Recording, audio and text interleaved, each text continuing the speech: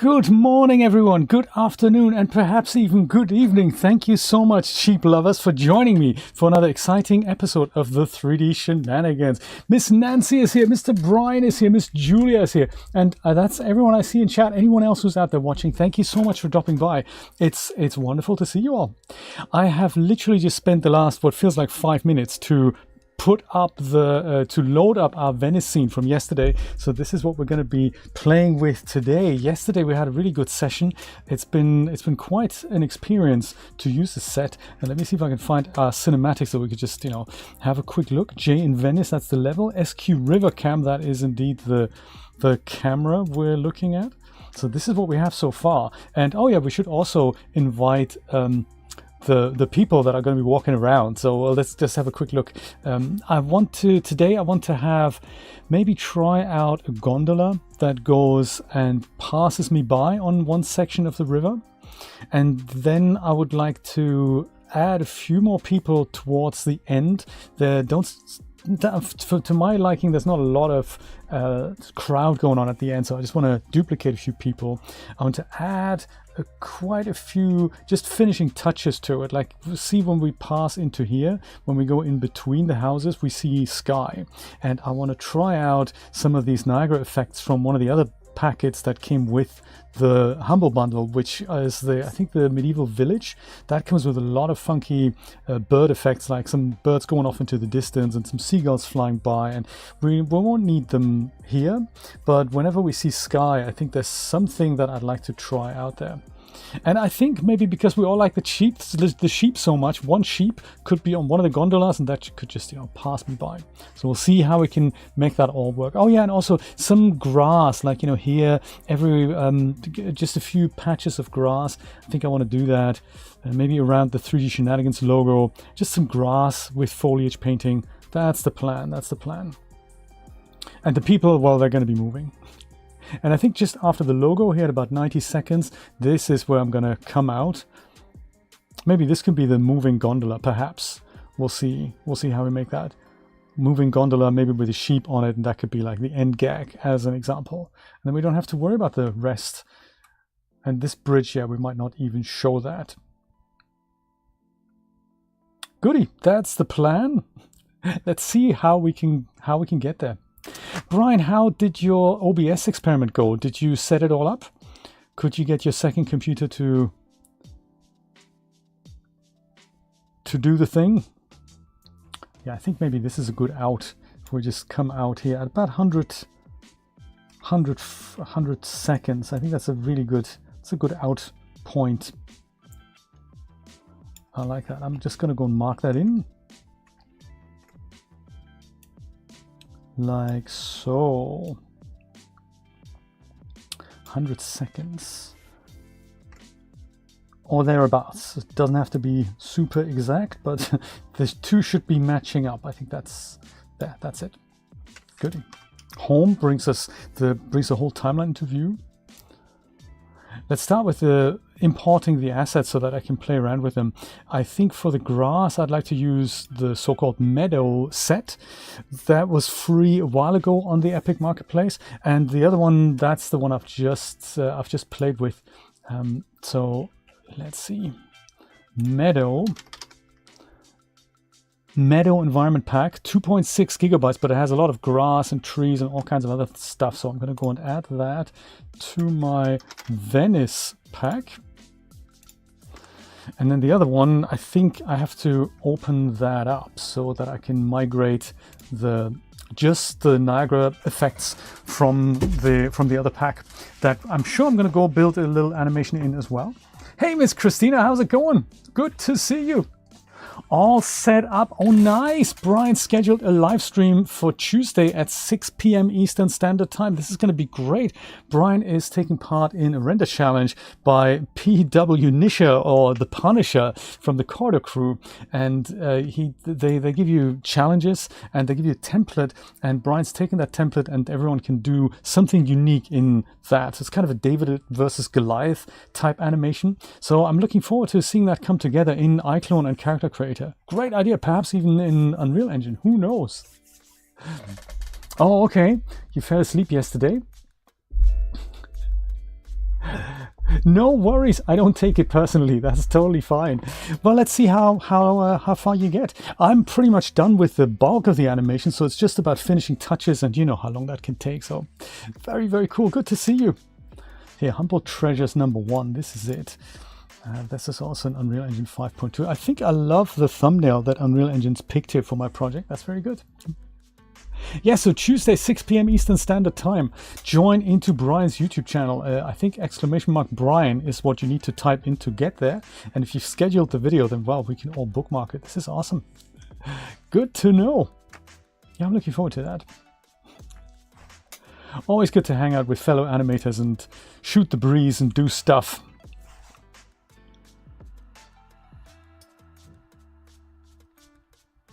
Oh yeah, this is something that I've just rendered out, and you will find it in the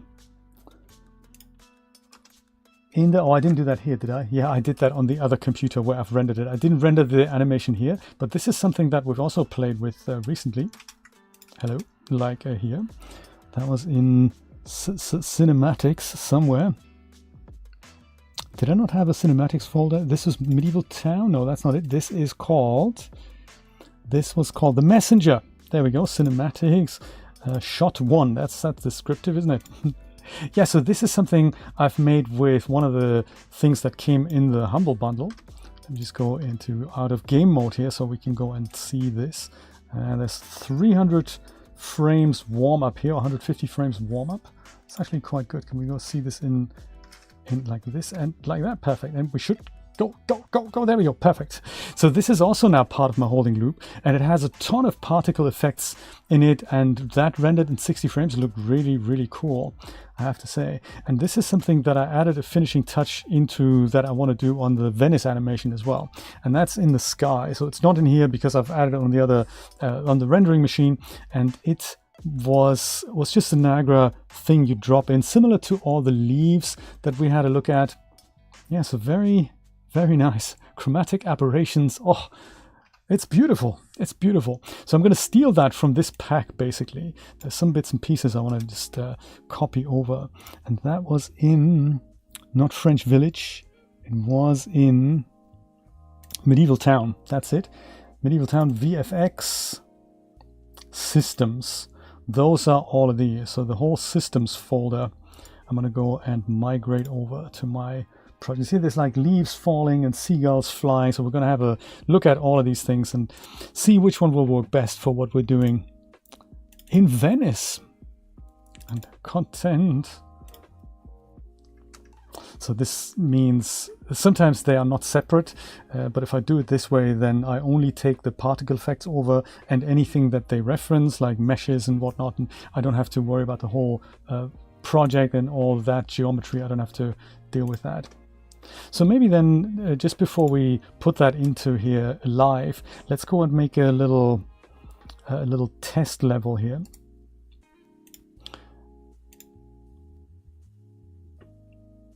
New level, there we go. Control N would have done the trick as well. I think basic is just fine. I don't think I need to have that in open world. And the first thing I need to do here is get rid of the sky sphere. I don't know why that comes in since Unreal Engine 5, but it does. So hey, that's a bit less hot here. And I'll go and save the current level.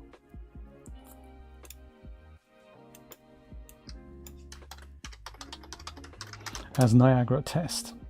And so in this now we have, there's also a little foliage thing that I can test here. So but in here, if we deal with those particle effects first, I think it was in Medieval Town, VFX, and then Systems. So there's bats. Let's drag in a bat. Oh yeah, there we go, that's bats. That's not bad. Man, they're huge. They're everywhere. That's quite fascinating. So one thing I want to have a look at is how large are they?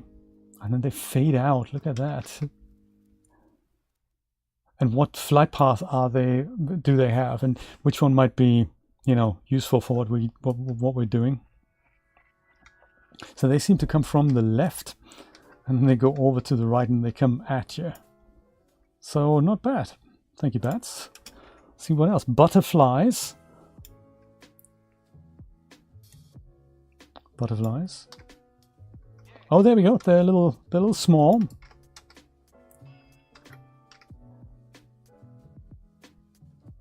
But nice. I can see that maybe around some of the trees, perhaps.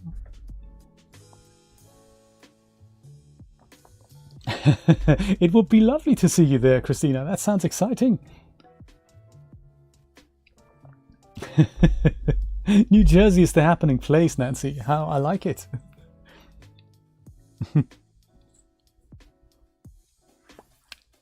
Microbats. All right. You know, bats are actually a really fascinating phenomenon. When I first saw them live in Texas, that was kind of cool. We're all waiting there in front of a cave. So if I go and duplicate these things around, I have a ton more butterflies, I guess. Yes, that is how that works. Without having to modify the actual particle effect itself. This is kind of cool, Christina. If you're interested in that, this comes with one of the packs that is in the Humble Bundle, the Unreal Mega Pack. And that is nice. So let's go and put these things together and move them into a new folder and call that one Butterflies. Butterflies. Whoops. So I can see those as a nice little addition.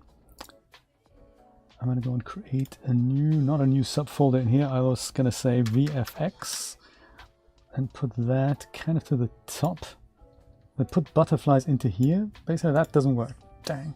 So put that to the bottom. That'll work. So butterflies goes into VFX. And then here lighting we don't really want to see. And then the bat also goes into VFX. And we're going to go switch all of these things off. See the next one here. Yes, this comes with the Unreal Mega Pack in case you ever need any of these. Chimney smoke. Chimney smoke, all right. Just in case we need smoke. I don't know, do we need smoke in Venice? I'm not sure. Flutterbys, I love it. Super nice. So this is the chimney smoke. Brian and I were having a look at Omniverse earlier and the integration of iClone and Unreal Engine. And that, I tell you, that I can see as something very beneficial. Oh wow, that's a bit much, isn't it? Maybe the floor doesn't exactly help here. This is what they call dust. I think that's a bit much here. Put that into here as well. We'll get rid of the dust.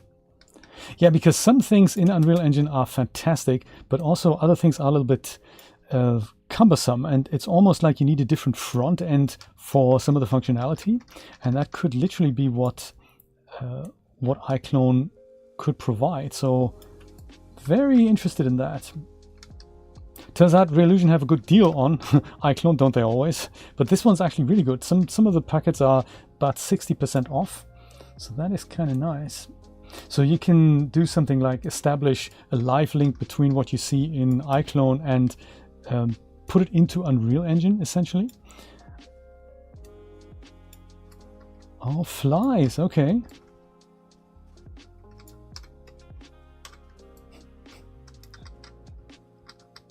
Very nice. Flies. Also perhaps not what we're looking for. That's good. We're just checking it out. Furnace flames. God rays. What are they? How do they behave? Whoops. It's potentially something we need to be far away from for it to make sense. Or I don't understand how to use them. Maybe it's just a bit too big. I mean, it is just a... Oh, it rotates as I move the camera? Is that how it works? That is interesting. Not sure I understand how to use that. But that's quite okay. I think I'm gonna go delete it. We don't really need it for our project here. Got red leaves and leaves falling, so these could be interesting because we do have some trees where we are. Leaves, and they're quite large as well.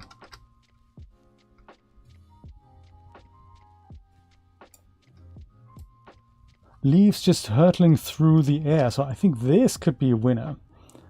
That could be a winner for us. Because we have that foliage, so I think something flowing through the air might just be nice.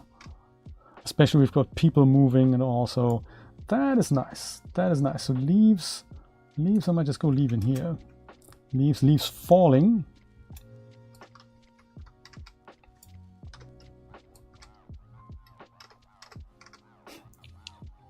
That could be underneath some of the trees. It's also nice. And then, you know, if we needed more, we'll just go duplicate several of them around. Could it be that the floor is kind of in the way here? Yes, okay, so they kind of fall from a height then. Gotcha, so falling leaves.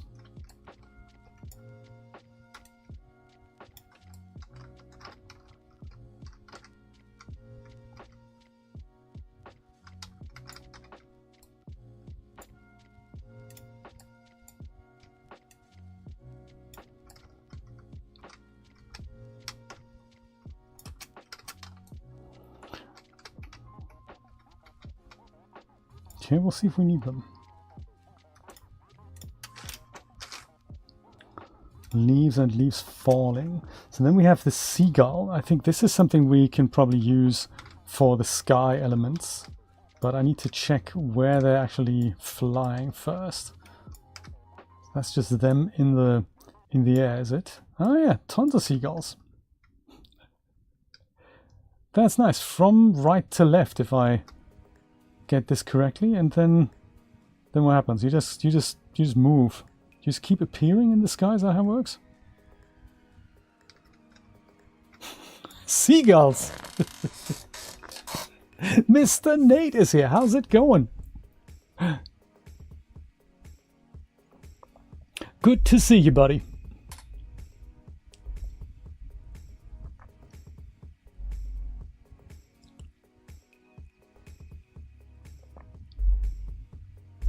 Oh, your hard drives could not be restored. Oh, dang. I'm sure you can actually get it. You can re-download it. I think if it's something that you bought on Humble, you can re-download it. That should be possible. Jay is very good. Thank you so much, Nate. I appreciate you asking. How is the Nate? How is freedom? Is freedom upon you already? Also, why is there no handle on the thing? Oh, it's because I switched off, didn't I? Duh! Yes, I'm thinking if we put the seagulls here. Yeah, I'm having a look at particle effects and how we can use them to spruce up the goodness of the Venice. So they go from right to left. So that might be something for in the distance. I like that. I'm going to go make a new folder here, and I'm going to call them VFX winners, so that we know these guys are part of that. Winners. Perfect. Oh yeah, and then we're going to go switch them seagulls off and see what happens. So long as the butterflies don't get upset, it should be fine. Nancy is here. She's fine. That is good. That is good. Always good to hear, Nancy. Always good to hear. Seagulls vortex. Let's see what that is. What that's all about. The vortex of seagulls. Oh, I see. That's them circling over something. Do you know, that might actually be great for some distancy thing. Just so that the sky doesn't look just like sky. So that's also a winner. We like that. So VFX winners. Check. Oops. Seagull vortex. Did we switch them all on? Yeah, that's not what I meant. Totally not what I meant. So a seagull flock. There's a ton of seagulls here. There we go, that's nice.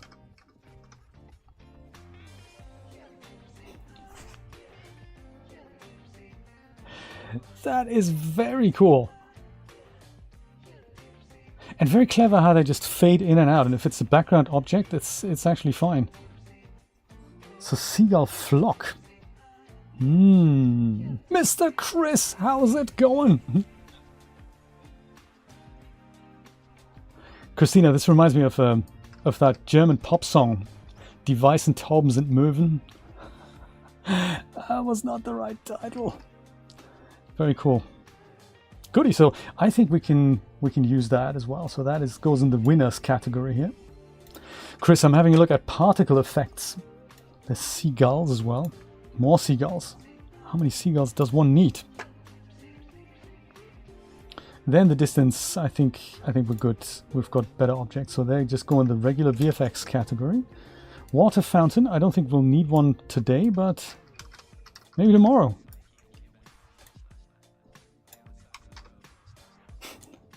I see.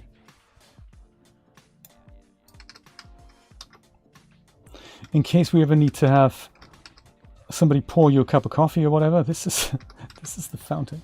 It's also not something we want today. I'm gonna go get rid of it.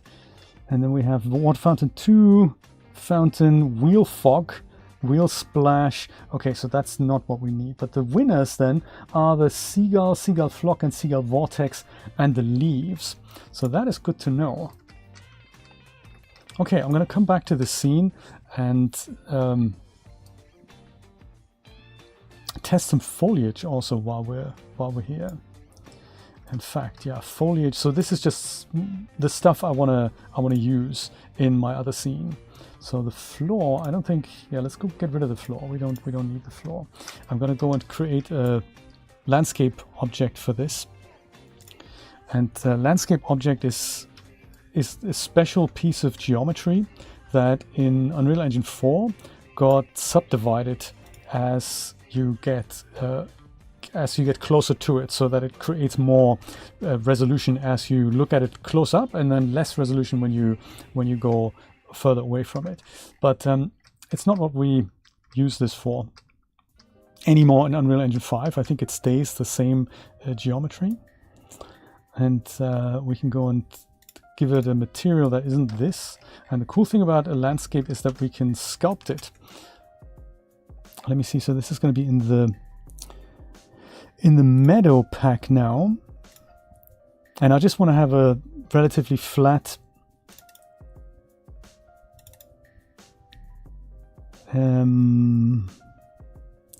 place here. That's the wrong one, isn't it? Maps, environment, landscape, materials, and let's say this is our meadow material here. So that's not how that works, is it?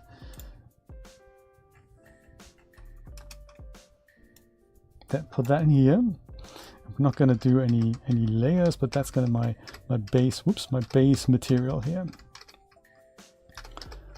Just for underneath, and I can try out some other variations, but it's going to be nice for testing. Or maybe it's kind of more like a sand here. Sand. Let's say sand 2.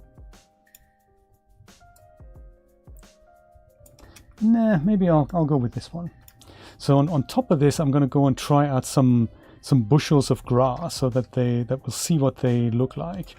And for that, I'm going to go and find some foliage here. Materials, meshes, textures, meshes, maybe meshes. Here's all types of foliage that we could use, including mushrooms and trees. And I think all I need is just some grass. So those are all the grass types. Some of them I might not want, but like meadow grass. Let's go and try some of those.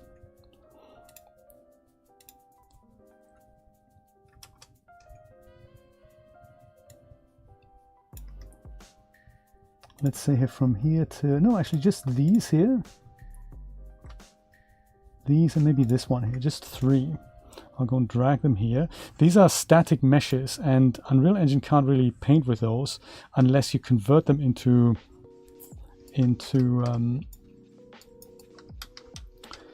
particular foliage objects. So it kind of depends on the pack that you get here. It's a bit big, isn't it? So brush size, make that 128 perhaps. And you can do this. After a while, it just goes and paints some grass.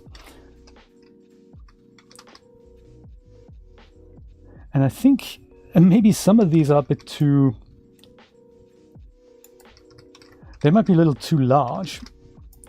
No, I don't think I want them to be that large.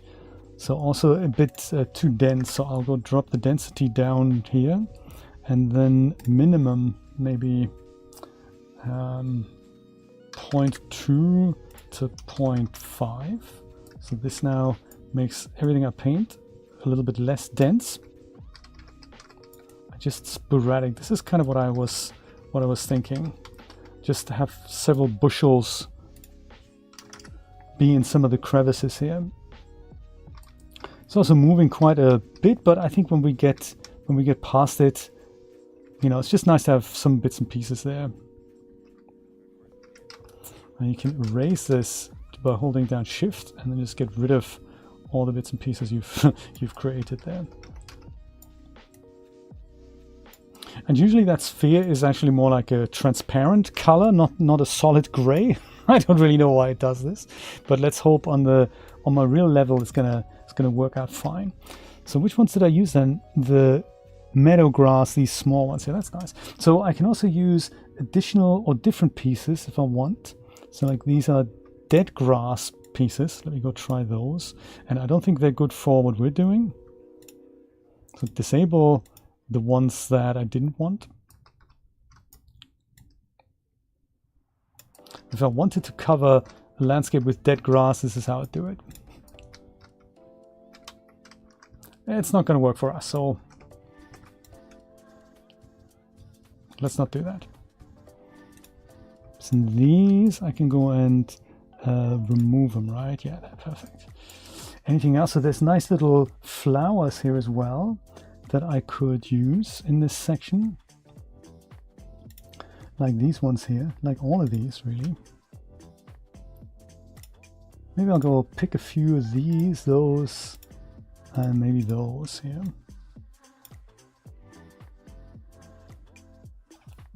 Switch off the grass, switch on the flowers, and see what they look like. Oh yeah, perfect. So plant flowers. And again, I think for Venice, they're going to be a little bit too big. So I don't know if we need them. I think just a few grass bushels and the occasional flower I can see. But maybe we can spruce up one of the backyards or something. I don't know. And then, yes, smaller this. So from here to there, like 0.2 to maximum 0.5. Also, Z offset, I'm thinking that could probably be slightly further down. It's sunk into the ground, like minus 0.2 to minus 0.5 potentially.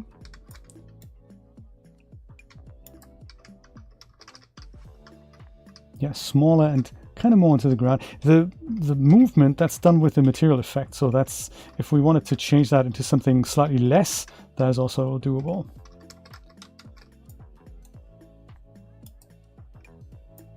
Goody. And then if we wanted to have that denser still, we can go and just paint with a denser, with a denser brush. That just gives us control over the density there. Good stuff. Okay, let's go planting in Venice then. I like it. Jay needs 9 shots of espresso. 2500% caffeine. I like it. Do you know what? I actually had just a decaf this morning and a cup of tea, and now I'm on a half calf mixture again. So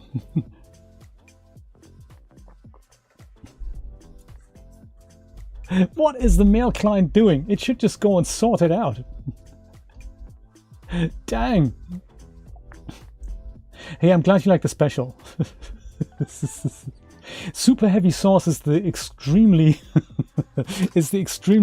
rich, like filled with butter. It's basically liquid butter. Yeah, hey, this could be a channel. Hypno flower. I like it. Yeah, and then just have that with an animated day-night cycle like we had yesterday. There's actually a still scene that I want to build. That's going to be nice. Literally from scratch with the landscape tools and the water plugin and just moody light effects. Just a guy sitting on a bench overlooking a lake. That's the plan. And the lake that's, I think, super far in the distance, like maybe a lighthouse, maybe forest and stuff. That'd be really good to just build that from scratch in Unreal Engine. So I think we have it all. We can go back to, I forgot now, is it Venice UDS? I think so. I've already forgotten. I think it is. And let's see if we can put the grass and then some of the particle effects there with the seagulls. I like that. Isn't that cool?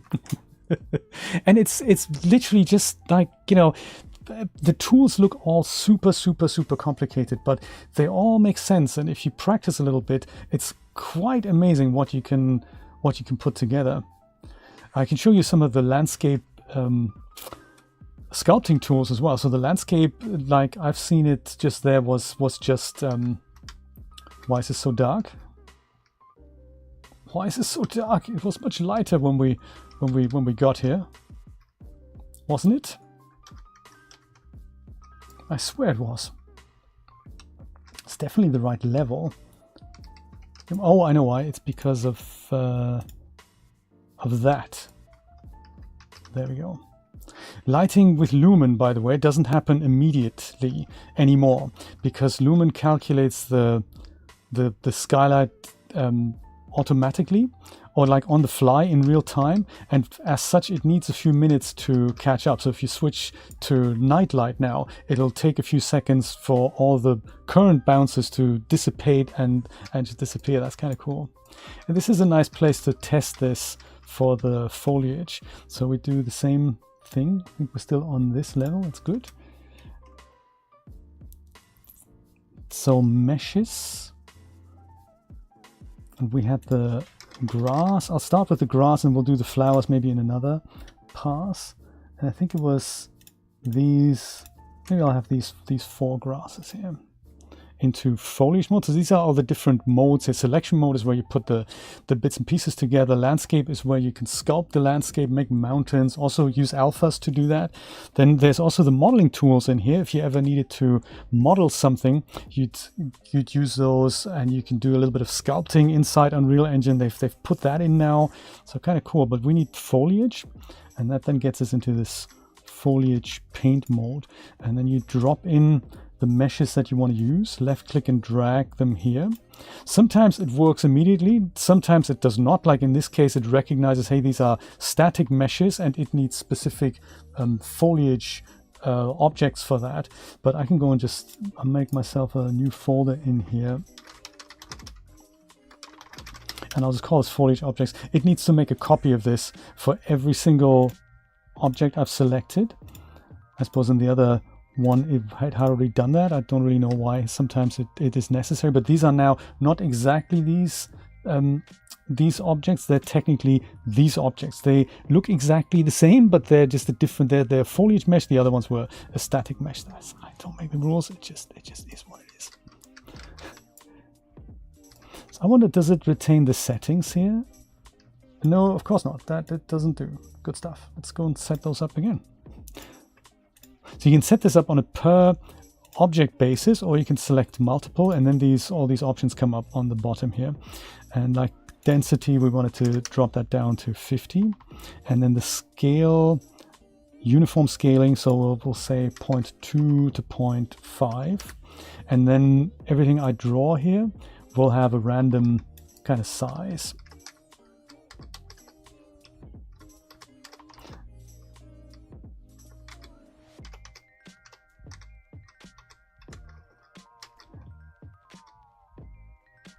Yeah, I think I'll sort out the material effect if I can in a moment. That's a bit, the movement is a bit too strong. And also what it does under the hood is it goes and creates a single foliage actor. So no matter where I paint and how much I paint of all of this is just a test area here. But if I go and put other things in there, if I go, the moment I go out of foliage mode, I can select this, but it's all one actor. So it's the instanced foliage actor. So if I can go and switch this off here. Here's Card I thought I was outliner, of course, duh. And then all the objects disappear. So if I add to it, then this actor just gets larger. It's kind of cool how it handles that under the hood. Yeah, so I'd want to just put this sporadically around here and in the crevices here and around the trees. That's the plan. That's the plan. If that's gonna work, look good. It's a different matter. I might just go make that a bit smaller here, 64, and just, yeah, just something like this, you know.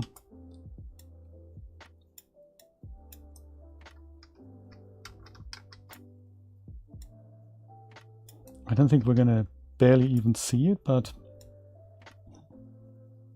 we know we've put it there, so that's good. You can also draw a single selected object if ever you wanted to do that. That's also possible. I think here,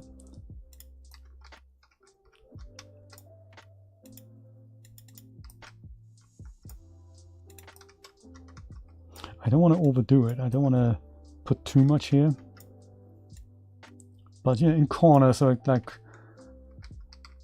where nature would put these things. Oh, would also do that maybe? No, that doesn't work. It probably grows up now inside the bridge, so we don't actually see that. Let's see what that looks like if we go past.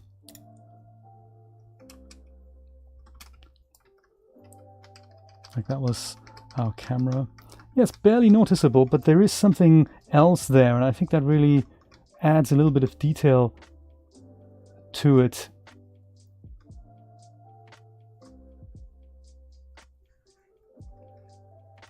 Yeah, not too much, but it'll be nice for variation. Like over here, we can also use leak decals.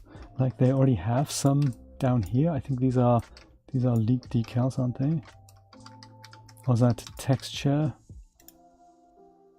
No, that's just texture. So we can get like these things you can literally get from the Quixel marketplace and just pop it on. I might do that just for some of these to add more variation on the wall here.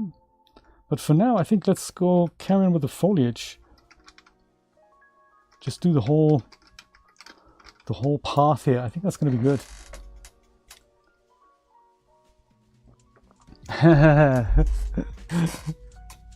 You can model in UE. I mean, it's they've started introducing it. It's sometimes it's nice. Like you can remove faces from certain meshes, and you can go and make changes. It has something like what does ZBrush call that again? When you constantly increase the geometry in the portion that you're sculpting, like Dintopo in Blender, that they have that. So you have a mesh with very little resolution, and you can put a sculpting brush to it, and it just goes and increases the geometry there. It's destructive, so you have to make a copy of it. It's insane. It's insane what it can do. And this ball here, that's usually like a half glowing circle. It's sometimes it just behaves badly. Yeah, this is what nature would do, wouldn't it?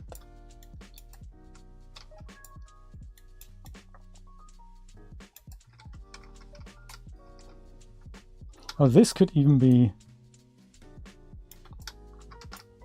like, imagine we do this really small, and then we crank up the KUU here, and this could be like a plant bed. We can now go get flowers in. This could be literally like a flower bed. Julia was suggesting yesterday we could have some planters with real flowers in it. So that is another very cool idea.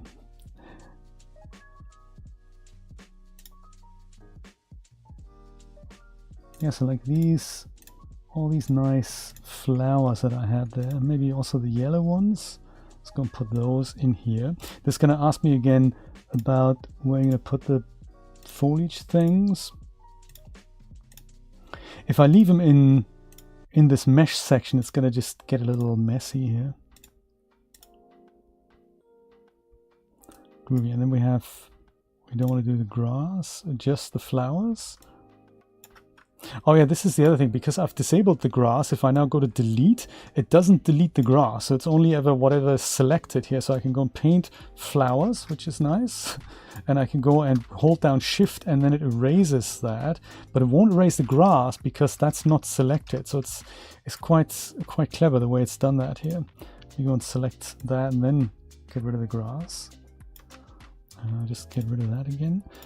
With these, I think they were just a little bit big, so the density was kind of cool, but scale X, I think 0.2 to 0.7 might be better.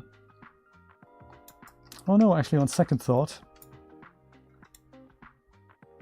now that I've seen him so large, so I'll say 0.8 to 1. How's that? At least they're getting...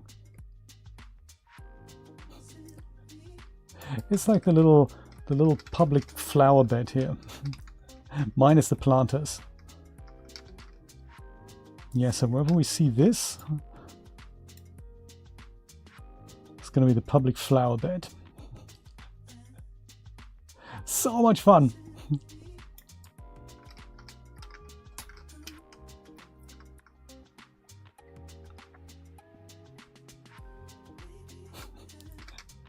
Looks like a real city now. This is nice. Do we have any more? I might just do the flowers first.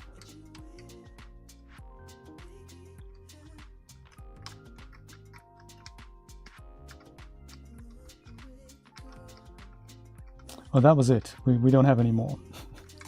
Okay, no problem. But maybe some people on the balcony, they could have flowers, right? Oh, that doesn't look good. Okay, fine. You can tell Unreal Engine where to put foliage as well. You can say up here, does it go on landscape, on other static meshes, on blueprint objects, I think, on other foliage objects, or on translucent objects. So if you have foliage objects and you want to draw foliage on foliage, this could go quite crazy. And quick and easy, right? Yeah, exactly.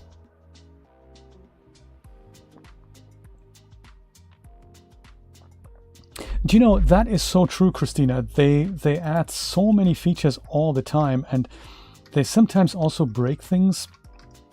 Like Unreal Engine 5.2 was a good example. 5.1 is very stable, and although 5.2 has improvements, it also has drawbacks. So rather than fixing that, they just go and bring out 5.3, and then things might be fixed. Twist bones, rigging, kind of important stuff.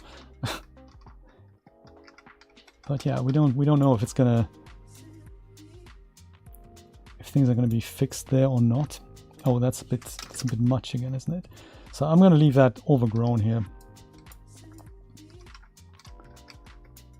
But now we're gonna go back to sporadic.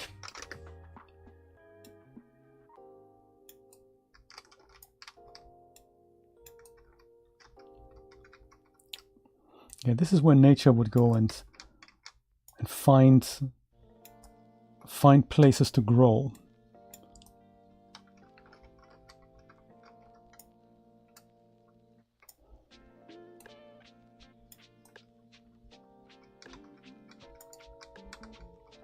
Oh, and perhaps maybe we can bring the flowers back and just go and put them around the 3D Shenanigans sign here.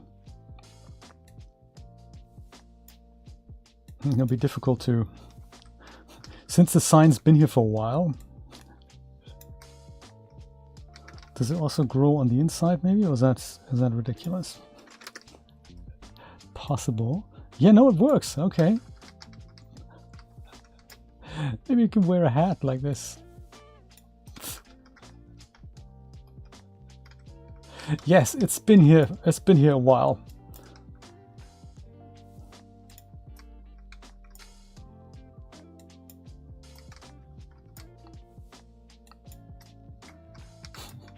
3D shenanigans, huh? We were just saying earlier that something like so these animations that you saw in the title sequence there, the sheep and the other one, the messenger one, they literally took both of them on a laptop. They took about an hour to render, and there were about 6,000-7,000 frames in total, and that was 1 hour on a laptop. So this would have been 3 of my computers combined in iRay would have rendered, or in cycles, they would have rendered for about a week, 24/7, to get something not as good looking out of it. It's kind of crazy where we've gone with this technology.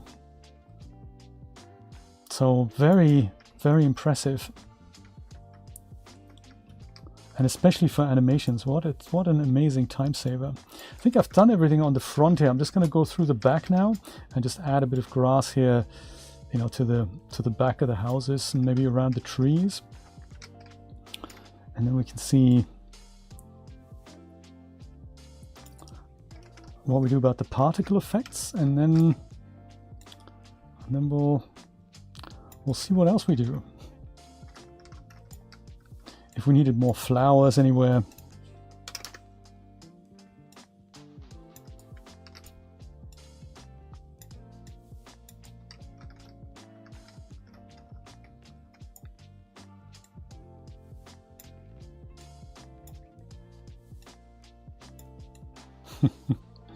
Fantastic. J Gardens. Yes, I like it. I love it. That's a great idea. This is the puzzle game, isn't it? This is like playing a really complicated adventure game. I see this foliage here on the floor. That is nice as well. We can probably add to that with these particle effects we have. This is the game, Nate. Unreal Engine isn't something that you're productive with. Unreal Engine is the game. At least that's what it feels like.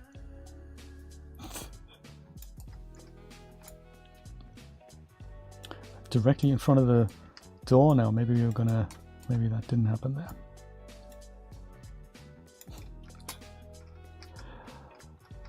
There, that's it. So it's not actually that long at all. Okay, good. That's foliage. I love it. Save. And let's try out some of the particle effects there. 100 tips for digital gardening. Yes, I like it. I like it. So this is probably the first time we see the sky. So let's see if we can find something that makes that look good in here.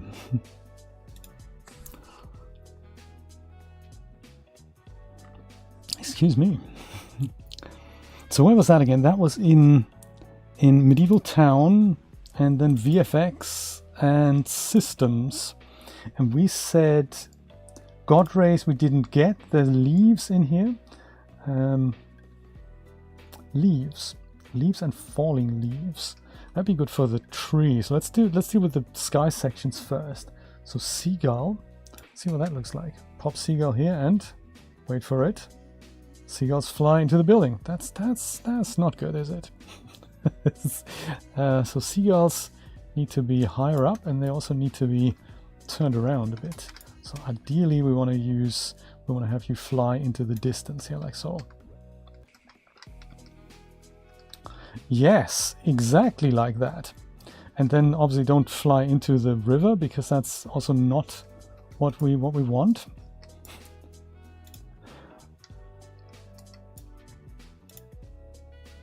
So maybe we'll make you fly up somewhat, like so, into the sky. That might have been a bit too much here.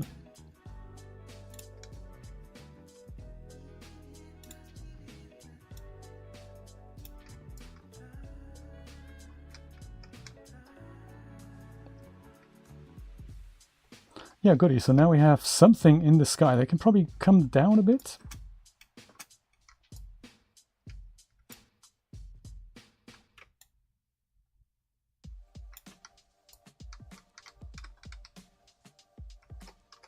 Ideally, you shouldn't appear underneath the water, if that's okay.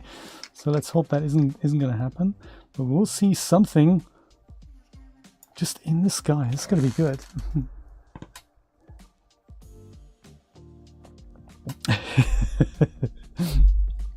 in Blender, yes. So that was in Blender. And then remeshed, and then just apply the materials here in Unreal Engine. There's also something here in these options here called fracture, and apparently you can shatter things with it. So that's kind of cool. Christina, you're gonna get a kick out of this. They have, so Unreal Engine doesn't have the concept of follower clothing. So with all the meta-humans, you always have the character and the clothing is part of the character, and you can apply kind of cloth physics to it, but they currently don't have a concept of how do we deal with clothing. So they've introduced something that's related to the ML deformer. That's an object that is a machine learning deformer, and the original one currently deals with something that deals with muscle movement. So when you lift your arm, that you don't have to trigger a JCM to make a bicep come out or to make corrections in the figure. They're using machine learning for that, and the ML deformer requires something like 5,000 poses. You give that to the system and you tell it, well, when you move the arm, this is what it should look like, and when you do something else, you know, squeeze something in, and this is what it should look like. And you tell the model that, you make the model learn that, and then it can infer what any position of your bone movement will likely look like. So it kind of predicts what it's going to look like, and that's already pretty cool. And that's how they make muscle movement very realistic. And they've extended that to clothing. So they now have something similar, which is like a clothing deformer, and it is really cool. And they do the same thing there. So you have to drape the same, say, t-shirt 5,000 times or more in something like Marvelous Designer, and then you tell the machine learning thing, like the little mini tool inside Unreal Engine, and it goes and figures this out. It basically learns how the cloth deforms with every pose. So you give it 5,000 poses and then matching ways of how the cloth behaves, and then it'll work out how the cloth will behave in every other pose. I have no idea how that works, but that's something I want to look into. It's all related to this ML deformer, and that could be quite spectacular. Since we have pretty much the same thing, I might just go and duplicate this whole thing next door, so we don't have to reset it up.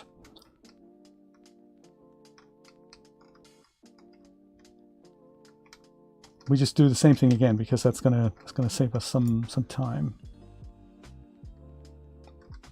Yeah, so quite impressive what the ideas and the approaches that they come up with. And metahumans I haven't really looked into yet either, so that's something else that I need to familiarize myself with.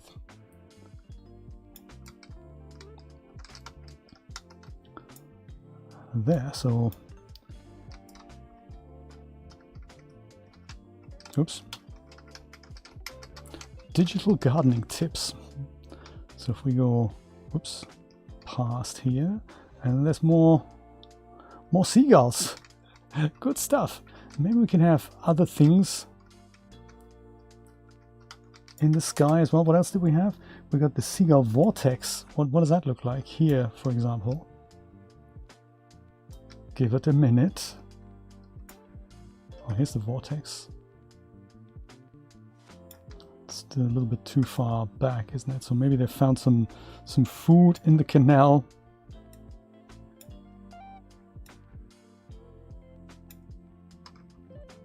Whoa, what?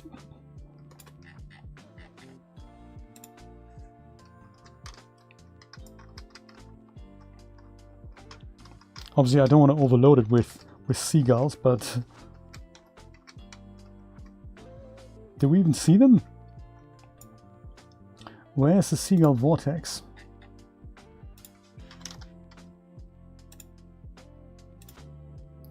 Seagull vortex. I have a feeling seagull vortex is gonna It's maybe a bit much. Or maybe it isn't. There it is.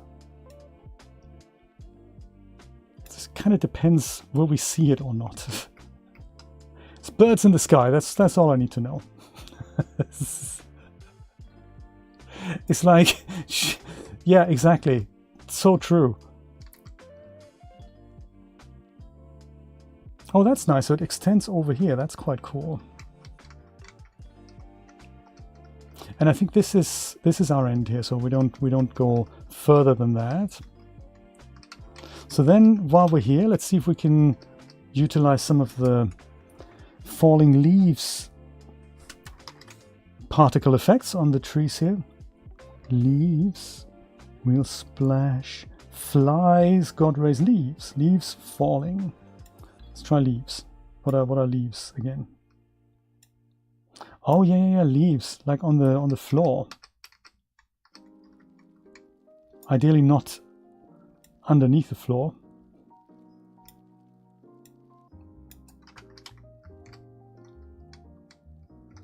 Oh, perfect.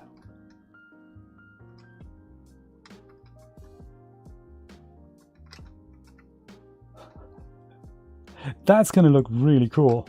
How wide is this? Because ideally we don't want them to fall into the water. Oh, it's just wide enough for the sidewalk here, isn't it? Fantastic. They're just on vacation. So funny. Alt left click and drag just makes a duplicate of this.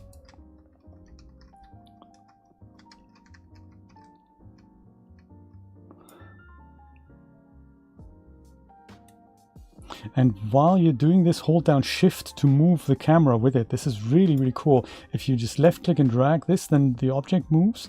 And while you're holding shift, the whole camera moves along that axis as well. It's quite cool how you can build levels with that. So maybe another one here, and then I'll go and duplicate it one more time over kind of here, because there's a lot of leaves here.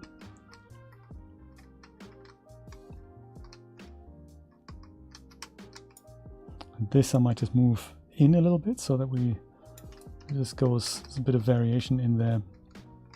But then because there's the other leaves as well as the falling leaves, I might try that on here.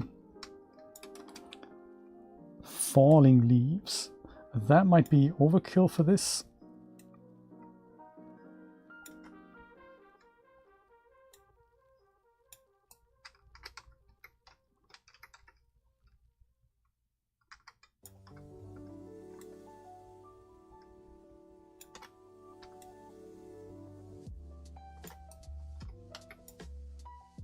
I think it had its pivot point at the top.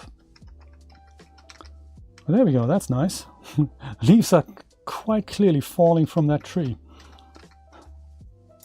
This is so cool. That is just so cool.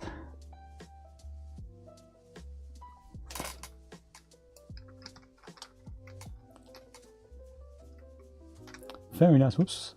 Just go duplicate you over here.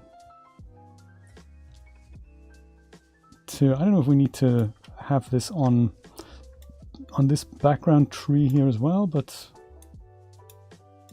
why not indeed?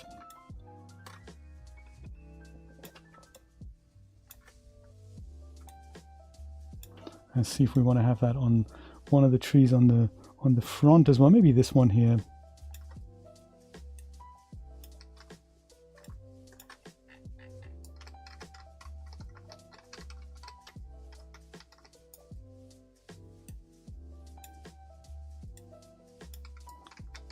Oops. Yeah, certainly losing his leaves here. And then maybe one more of the blowing leaves. Whoops. Guy. Which is just this one here. Leaves perfect.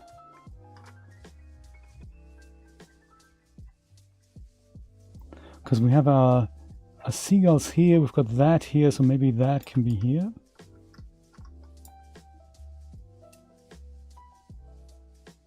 and make that a little bit more interesting. And then there's lots of people here as well, walking up and down. So that's that. I think that's that.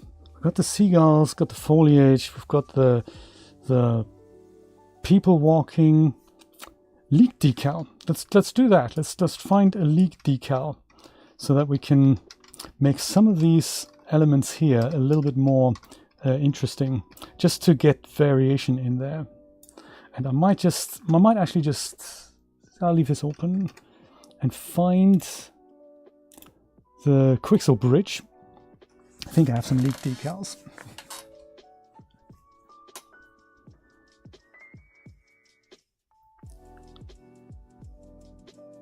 Yeah, login. I mean, am I not logged in?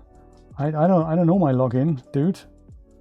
I can't tell you. You never remember, dude. That's so embarrassing. Okay, bear with me 1 second. I'm gonna go and just have a quick look at a really secret document. Remind me to remove my face. I'm just gonna go and copy my password in here. If I can find it. Is it this one? This is not that. That's the one I can never remember. Okay.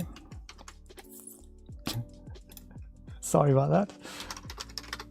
This would be so much easier if the Quixel bridge would just remember me. Does it? Does it?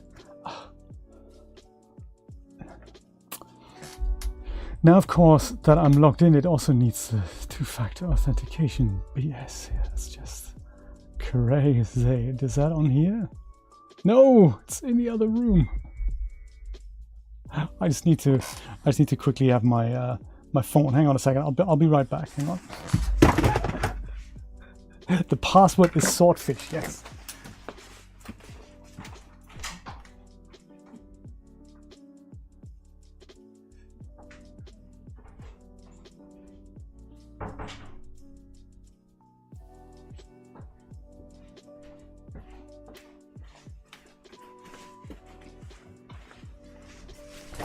All that for a leak decal, huh? We'll get there, we'll get there. So, yes. We're getting there, we're getting there. I'll type that in, Brian. I'm really looking forward to 7-factor authentication. We all have to bring in multiple devices.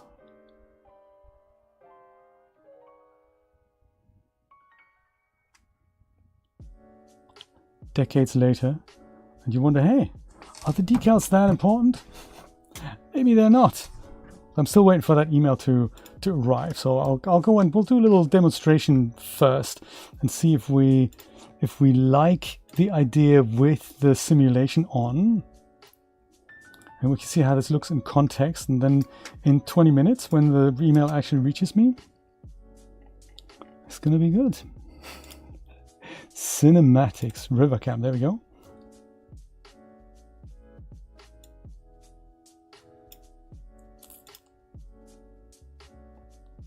Okay, so we come in from here somewhere. This is kind of where it starts.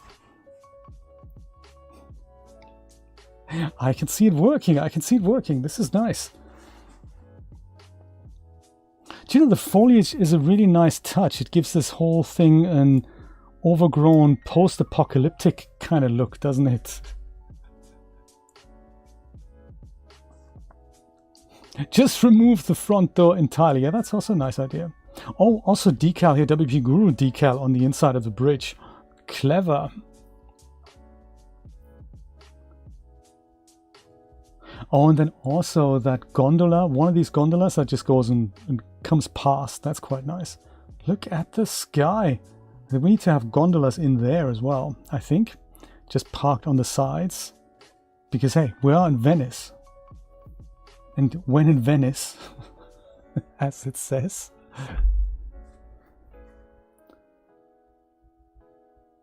I do see some leaves blowing here, but I think there's something missing here. I think there should be more leaves blowing there because there's more trees. I feel like we could have another couple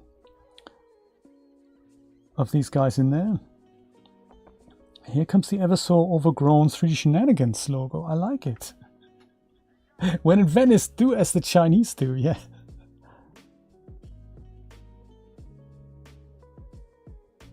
Foliage also hides the fact that the logo is hovering over the ground a little bit. Yeah, and then here I think we're going to be out by this point already, so maybe even slightly earlier, just when the logo is passed. So this might actually be when we cut out already. Well, this is looking good. This is looking good. It looks like, sadly, I don't think I've got one of them emails, you know. Oh, there it is. Got it. Finally got it. It's good. It's good. Let's go and... Am I in? Yes, sign in. Man.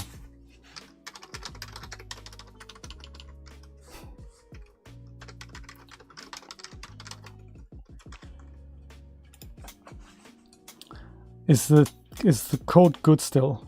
Let's see. Will it work? I know that remember my device isn't going to work. Fingers crossed. And you'll never have to remember your own passwords. Thanks, Nate. I like it. Hey, this is working well. Okay, so what I'm looking for here is a leak decal. Leakage. And I might actually have stuff already. Yes, everything with a green tick I already have. So I might just add these to my project.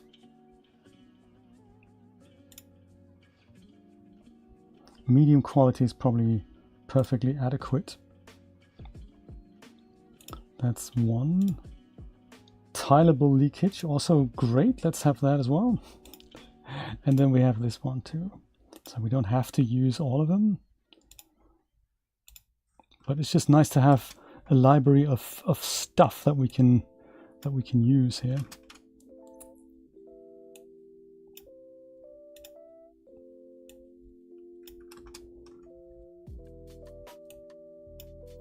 And that is in mega scans, decals, leakage, some cryptic number. I like it. So that's the actual object here. And I think we can go and drag that in directly into the scene. Or maybe I'll go and tidy up my outliner here first. So add this, move to new folder, and that's going to be our VFX. Perfect. AI walkers, nav meshes, VFX, and these are all walkers, aren't they? Oh, these are the instances because we're simulating. Gotcha.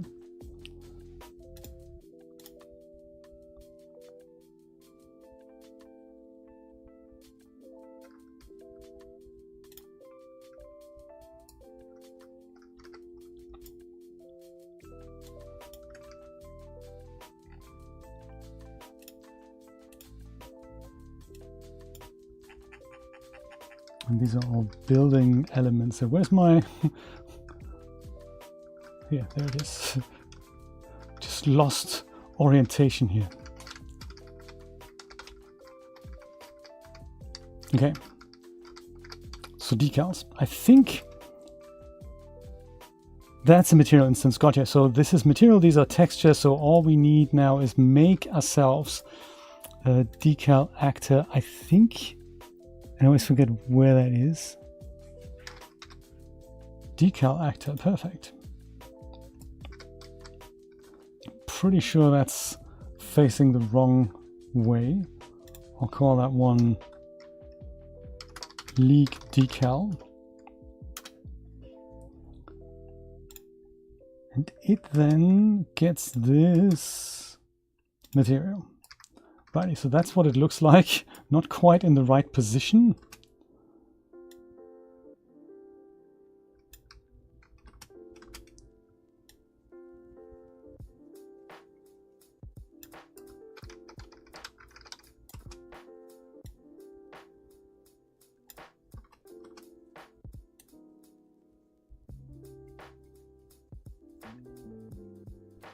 That's not what I meant.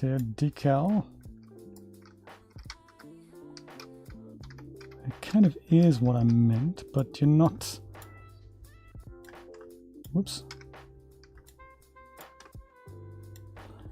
I think it's just a one-sided affair here.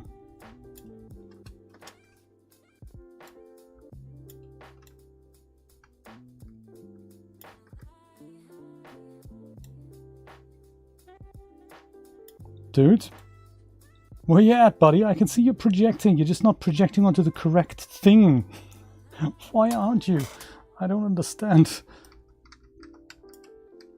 Well, let's try this again. Delete new decal actor. It should be possible to just move it around. Mess for the win. The messier your space is, the more difficult a hacker or thief will have stealing things. Good point, Nate. I like it. Decal actor. There it is. So it's doing what I want. It's just not at the right spot, isn't it? So the blue thing, I guess, is where it's projecting towards then. So if I were to rotate it, it will go project that way. And that might not be great. So if we go and turn it around like this, yes, this is what it needs to look like. Perfect. Great. And then we can just see how large or small this needs to be. So if I go and do this, will you then put it on the bottom of the thing? No. Why not? Curious. Maybe something's interfering here. So it works on the house, but not on the part where I actually want it. That's odd, isn't it?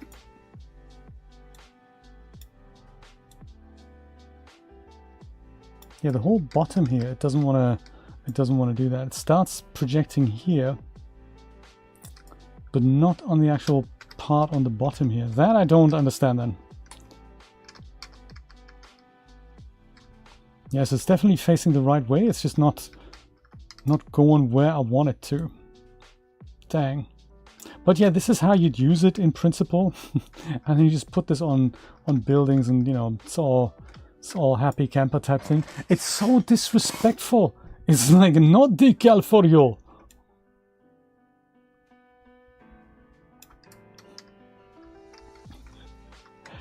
That is so cool, and now everything has that post-apocalyptic look here. But sadly, not the canal.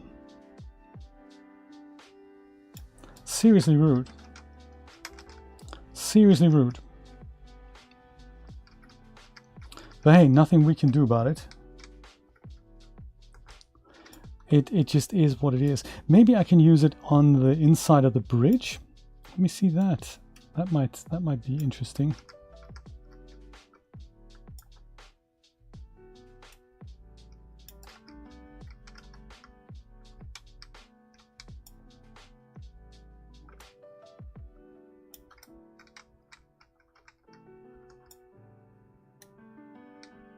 Decal, where you at, buddy?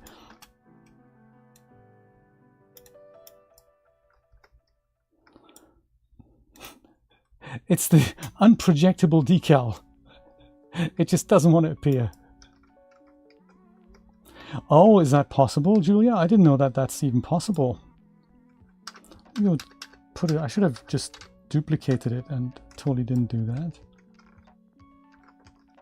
I didn't know that that option was. That's an option.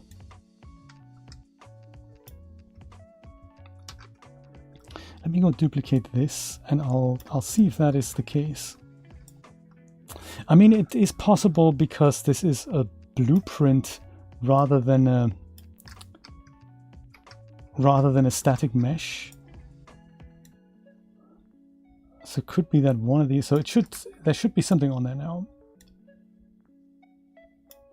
If I select this object, So it's made with splines here. Is there anything decal?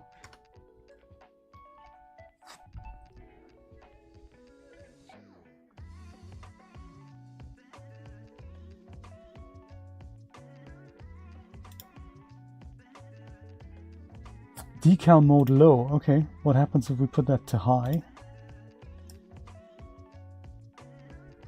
Still no decal. It could be because it is using its own decals here. I have a feeling maybe this green sludge here on the bottom, it could just be that that is already a decal and that I can't use two decals on top of one another. That's very possible. But then maybe what I can do is use a transparent plane object and just put my decal onto that. That might be a possibility. Let's try it out. That'd be good to see. Shapes of plane. Oops. Yeah, look, the plane gets it.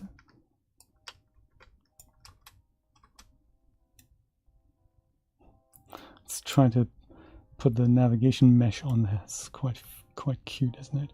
Yeah, so if there was a plane object in front of it, the decal goes on top of that.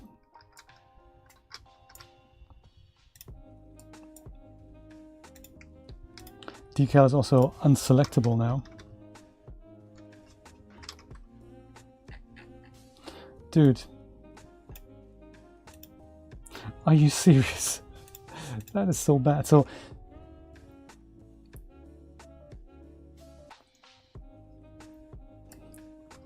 I can't select my decal actor because it's underneath the water, is it? Leakage there. Yeah, so this is definitely my decal. But that would mean now I need to make the plane object just so that it can receive my decal. And make that kind of transparent here.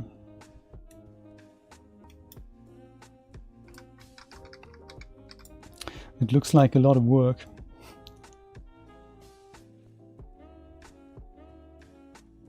Yes, if I do this.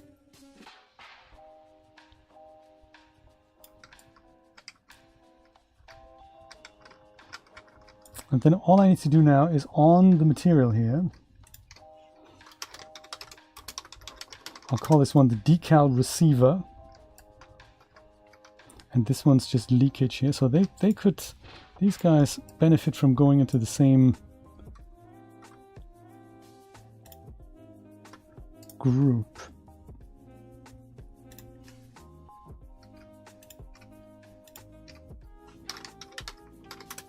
Decals, there we go. And then these, we'll worry about that in a second.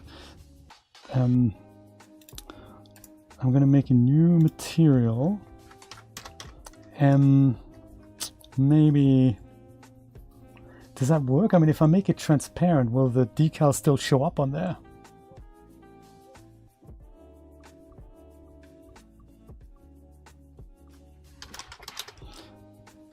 I'll call it trans base. And then in here, I want the blend mode to not be opaque, but translucent, of course. And then the base color, it doesn't actually matter, just the opacity is going to be 0. Does that make sense? And then it's invisible. That's the plan, isn't it? You're invisible, dude. You're still visible. What the? Because opacity 1 would be it being opaque, and it being 0 would mean it should disappear, right? I'm thinking. It's definitely so. Decal. Oh no, that's for deferred decal, isn't it? That's a material for the decal. Default lit, yeah, that's also good. Could be two-sided, just in case.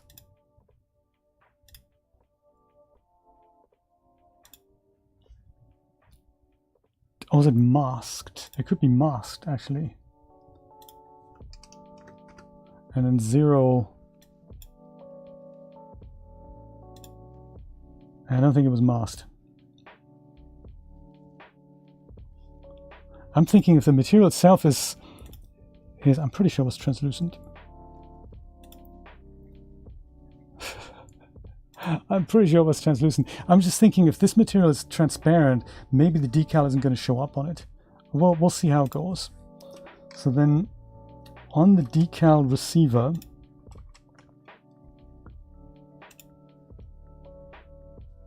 does that work? It does. It is indeed transparent, but the decal doesn't show up on it.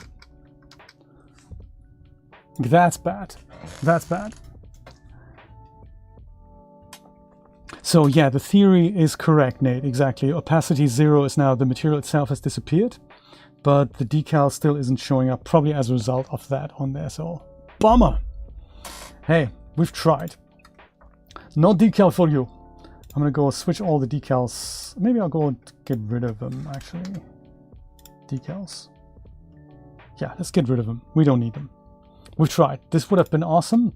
And I think if this object here would be set up differently, it would work. So like on the house it works, but you know, I guess that's a good example. This did work. It just doesn't work on the object because it's got other bits and pieces in there. So okay, no worries. Well, is that it then? Is that it? Have we got, oh no, the gondola. We wanted to go and move a gondola. Thank you, Christina. You have a good ride too. You have a good ride too. I wanted to put a couple of gondolas in this area here. Let's do that. You come with me.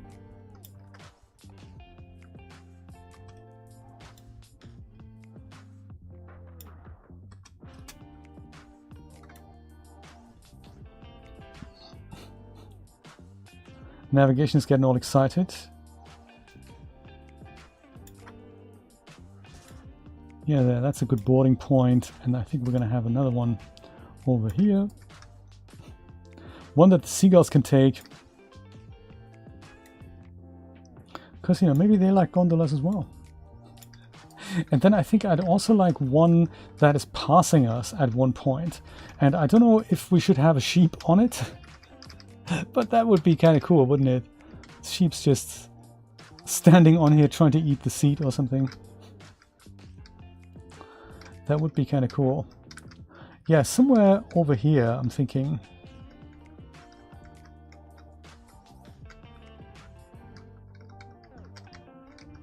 Yeah, I don't know if that is overkill. Because, I mean, we've got so much stuff in here already.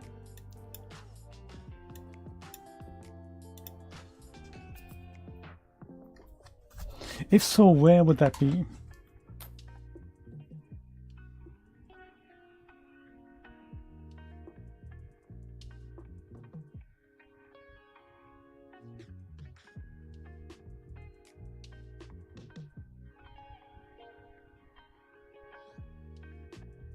What do you think? What's the boat sheep? Yes, says Nate. Boat sheep, yes.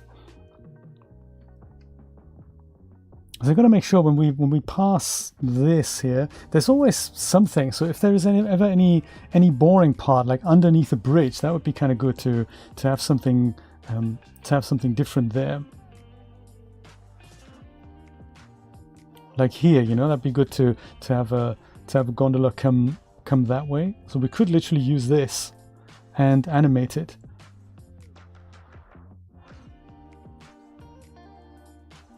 So that we meet it underneath the bridge. Let's do that.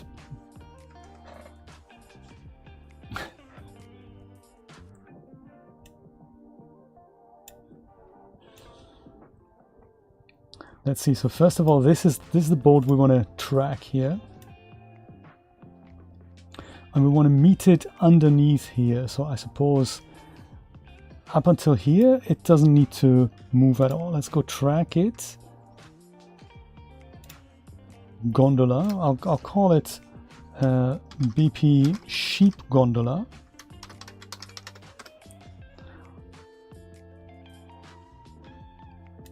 And I want to track the transform. And at that point, it's literally that. So I suppose it wants to meet us underneath here. So at that point, at this point here, it should already be out of vision.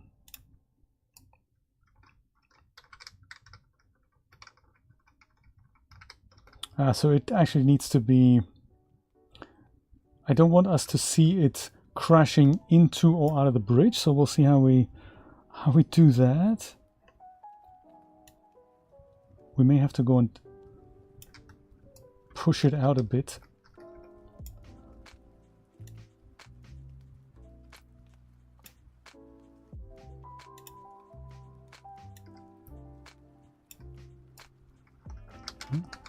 We'll see how that goes.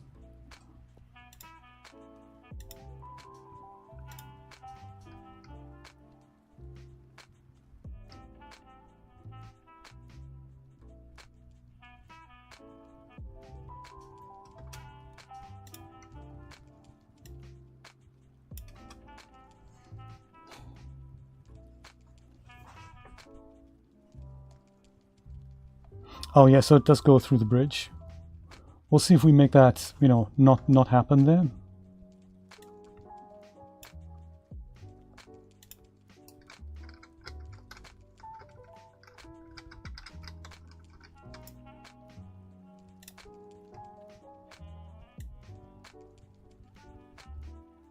Yeah, so it'll have to be here, I guess. And that's the Y, so minus 2700, let's call it. Did we not call it something else a second ago? Let's call it that. That's good. Minus 2800. That'll work. That'll work. So that we can then go and put that here. Call that minus 2800 there as well. Right? And then it still kind of crashes in there, but we don't really, I don't think it's that big a problem anymore.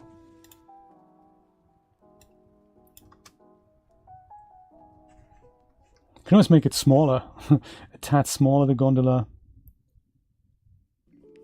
Yeah, we barely see it. That's probably cool that way. So then this was good. But we also need for this here to be, I think, linear motion. Like so. And then we'll see, we'll have to put a sheep on there.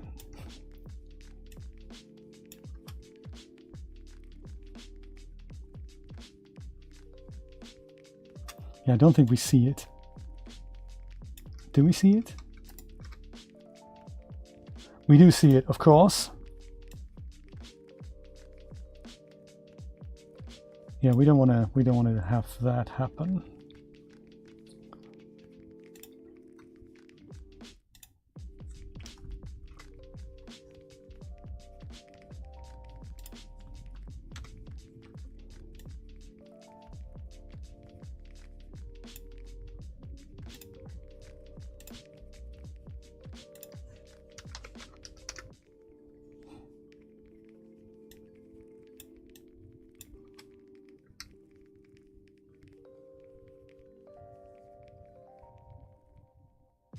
Smaller boat.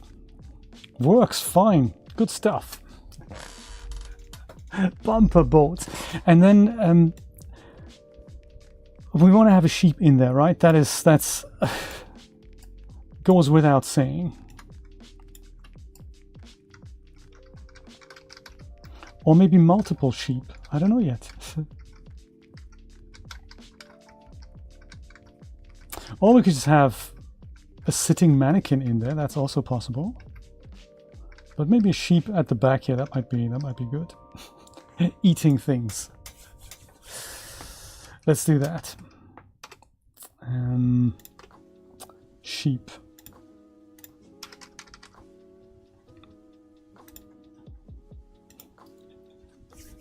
I like featuring the sheep. Could have the wolf as well. Let's not have the wolf.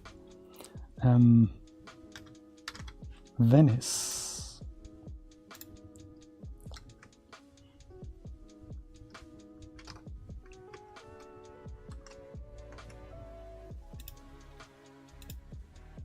So, mobile sheep.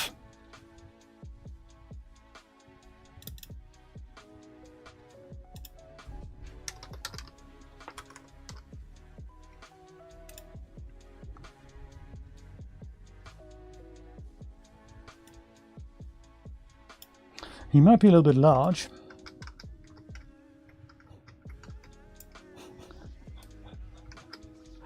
Yes, it's a massive sheep.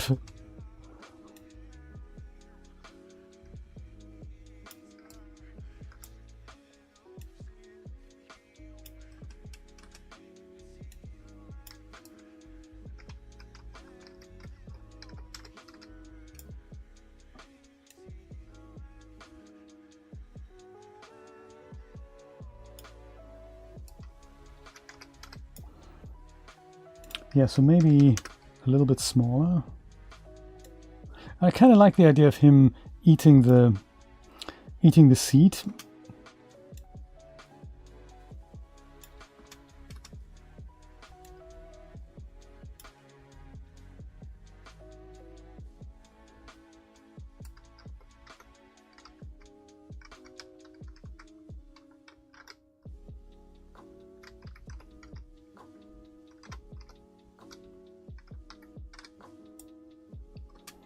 And also he needs to move with the boat, doesn't he?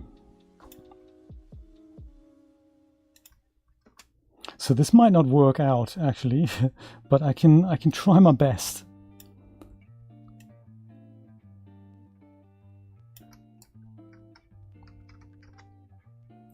So I think first of all we need to parent him to the gondola.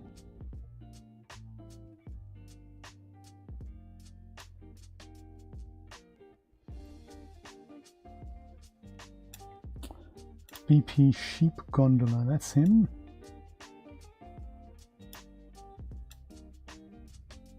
Oh man.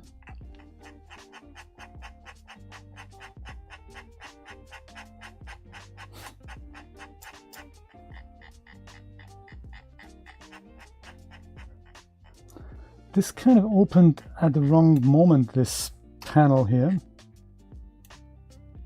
I'm sure there's an easy way to do this. I'm sure there is you. He has now parented to the tree. Obviously that's not my intention. There. So don't do that. Maybe I'll just go and animate you manually, because that is just, parenting would be the cleverest option, but that is totally impossible, I think.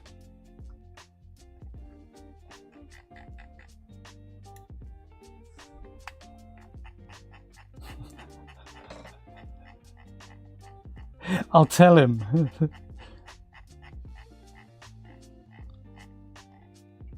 There, this would be it. Oh my god, I've done it. That's amazing.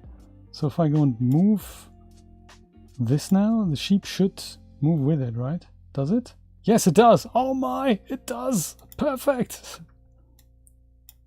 That is great. So the sheep itself though needs to also be tracked. So I'll track him. Anim sheep eat. I'll just call him sheep here. And the animation we're playing at this point is just eat, isn't it? Eat. There we go.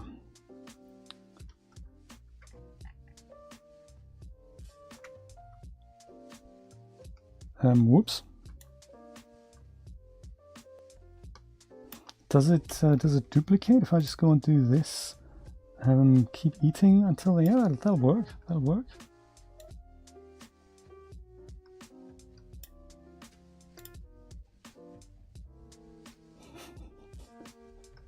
This might actually work. I love it. So this is that segment, if we were to watch it.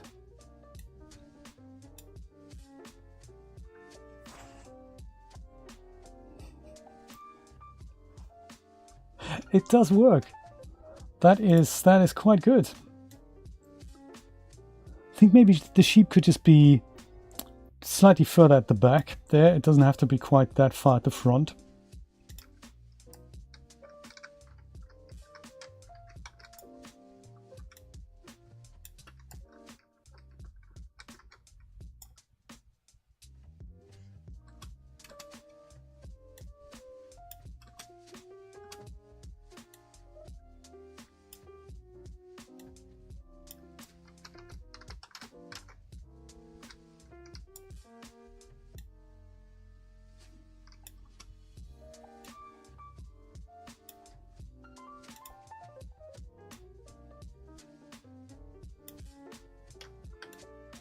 Oops.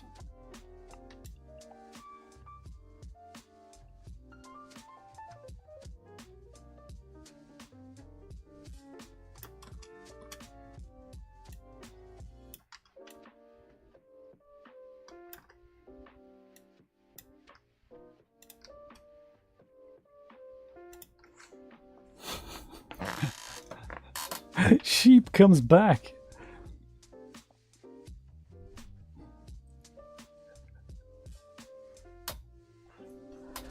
And we can also make it so that when we, because I think that's a nice little attitude of the sheep, that when they see the camera, they just stop eating. Like in here, he would just go, huh? And then just, you know, stop eating perhaps. That would be very cool. Maybe we'll do that. So just at this point, you just go, huh?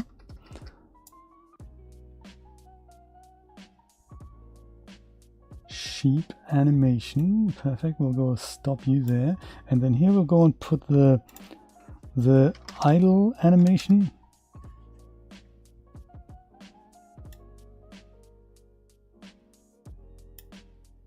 Oops. Pretty sure that's not what I wanted. Undo, delete, go away, no.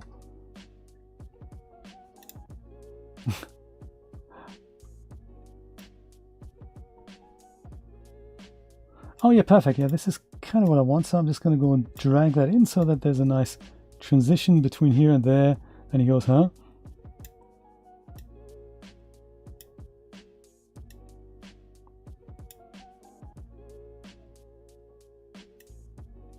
And we'll extend that onto here so that we have little idle sheep going by.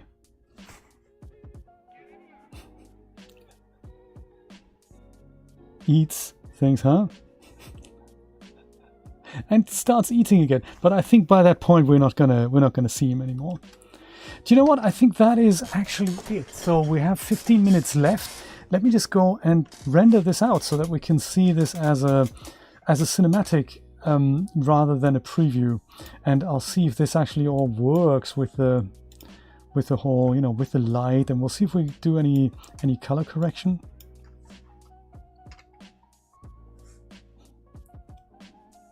What's going on? Should we worry? Let's not worry. Yeah, let's do that. 100 seconds. Yeah, let's do it at 30 frames a second, just to see what that looks like. Can he look left? I don't know if I have. That's a possibility. Let's have a look. I think there is a way.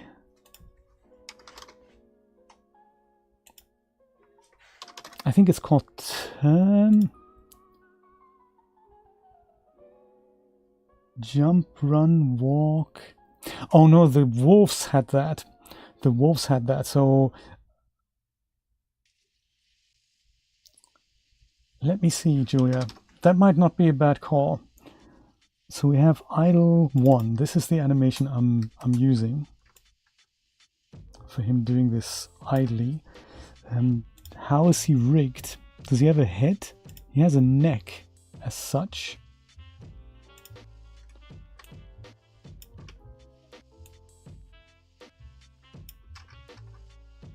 And then he has a skull as well. So it would actually work. So let me see. Let me see if I remember how to do this. I think I can. I think I can do that. That's not a bad idea. So we can have him be idle, and then after, you know, after a second of being idle or so, he could just go look left as if he's looking at the camera. That might not be a bad idea. Let me go and make a duplicate of the original animation.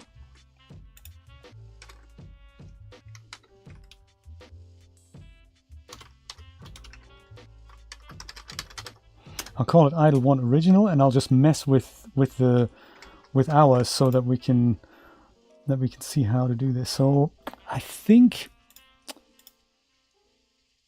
just testing here, ideally you'd do both bones, but maybe we're okay just to do this. So I could do this and the neck. No, I think skull. Skull is probably the way to go. Let's do skull. So for that we do, I think we set up a curve. Or not. It's not a notify. I think it's a curve. Or do we just set a keyframe? Or do we just drag it in? No, that's not how we do that. Was it S just to set? Yeah, there we go. That's S for a keyframe. And then so until about here, there's another S, so nothing should happen here. And then over a few frames, we're going to turn his head. S.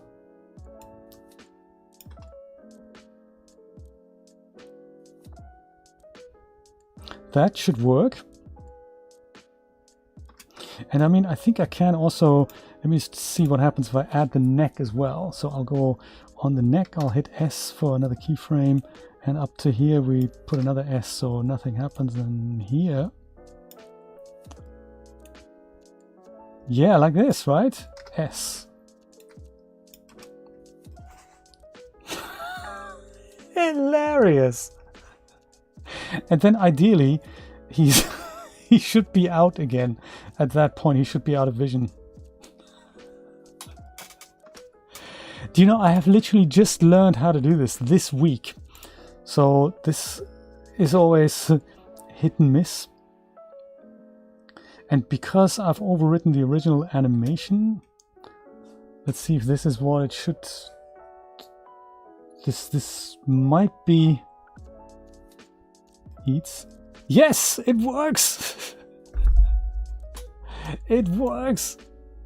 Did you see the sheep look?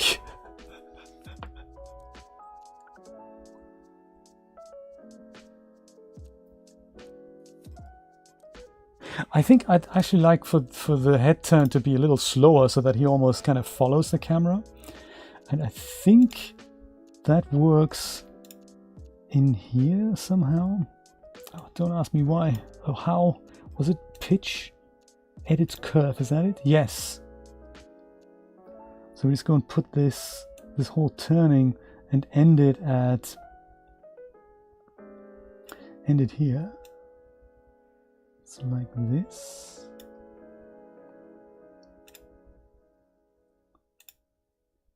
That curve, and then this here, edit curve. There.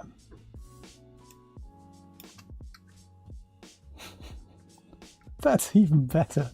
Comical. That's even better. So sometimes it really surprises me how cool things can get if you just put a little bit of time and effort in.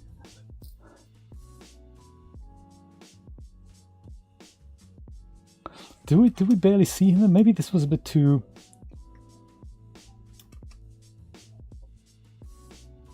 It's almost too slow, isn't it?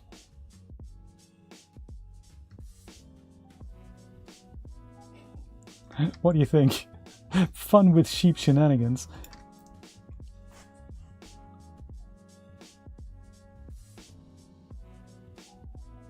I mean, he does turn. What did you prefer, the slower version or the faster version? I can't decide. I think it's just a very cool gag. It's too funny, isn't it?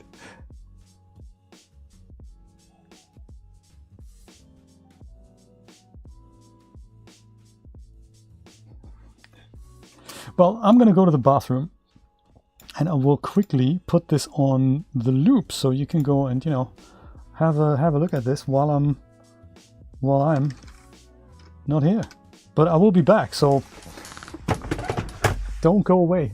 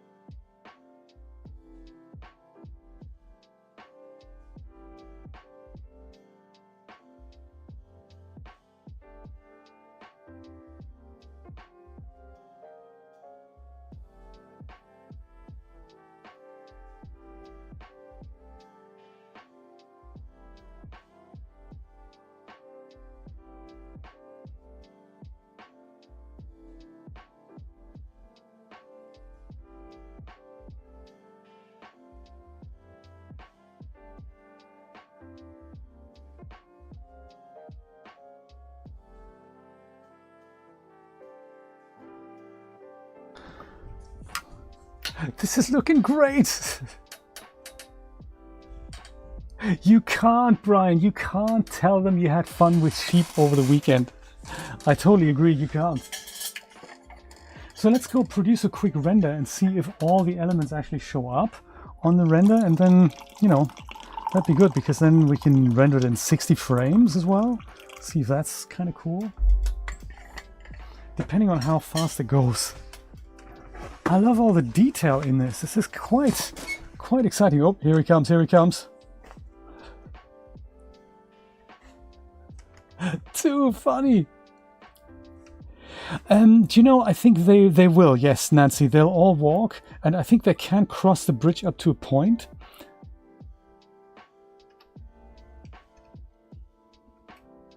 We'll see how we're going to see them. So yeah, they're all going to be in motion here. And yeah, part of the test is going to be to see if that is if it all happens the way we had expected it to. He doesn't have an eye blink or anything, does he? No, he doesn't have morph targets anywhere. Sheep, that is so cool. Right, do we have the movie render queue? No, we don't. Dang, brother. Let's go at it. Movie render queue. Perfect. That, of course, requires the restart. So they're going to walk up and down where we've just seen them in a standing position. They're all going to walk. So, oh yeah, is there something? Did I want to add another particle emitter somewhere? We'll figure it out once we see this in high resolution.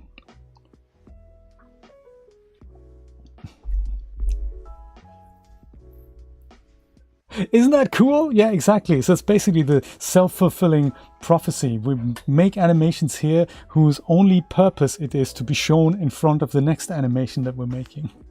And you know, looking at this kind of reel, if you will, my original idea was to remove some of the older ones and just leave some of the newer ones. But now that I'm looking at it, they could just all add in there. So I don't really mind how long it gets eventually.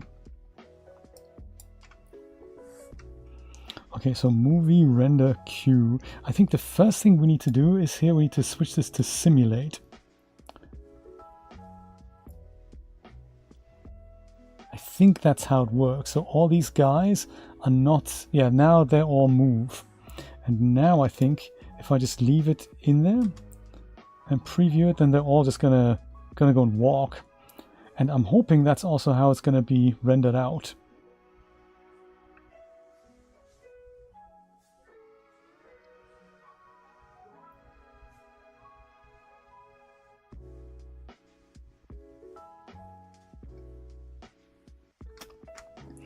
Okay, movie render queue, river cam, indeed. Do we have anything in? No, we don't. So JPEG's fine.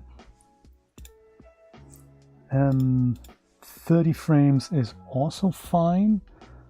I think I don't need any warm-up counts. All I need is a correct location here.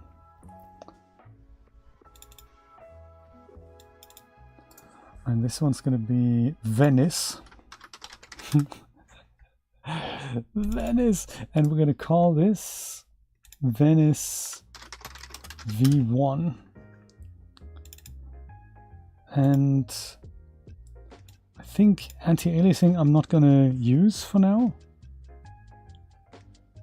We'll just see what this looks like in proper resolution. Accept, and our render local is grayed out. Why is that then?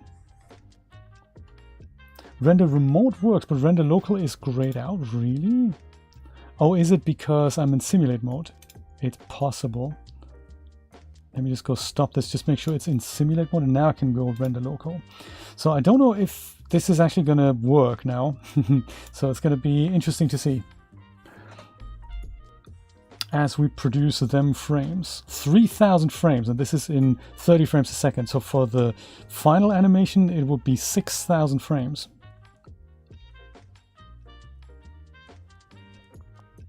This is already fishy here. No shot and Cine Camera Actor 3. I'm sure I renamed mine River Cam, so maybe that was just a sequence item that I've called that. So this might turn out to not work, so we'll see. Fingers crossed, my friends.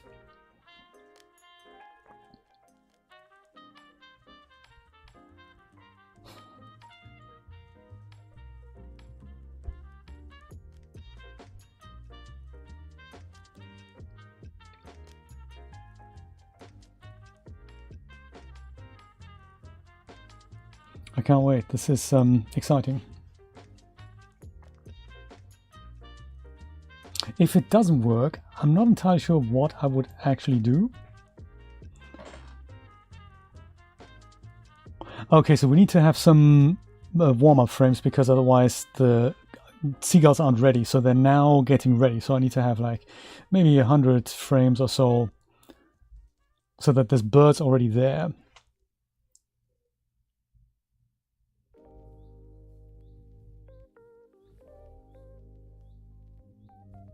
What about the people? Are they moving? Yes, the people are moving.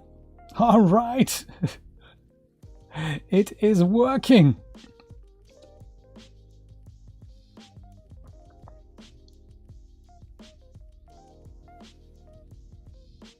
But it's still taking quite a bit of time to render, so we can't wait for this 20 minutes. So I'm going to go and stop it, add more frames, and then just render it at a lower resolution. I think 30 frames is going to work fine. But yeah, that's good. So this is good news. I don't have to worry about that. So 1280 by 720. Whoops, 720. And if I don't put custom, it'll just render it in the frame rate that I have in the beginning. And I think, was it under output?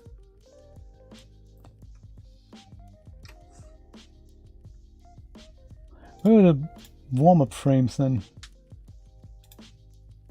Was that an anti-aliasing? Maybe it needs to have AA for that.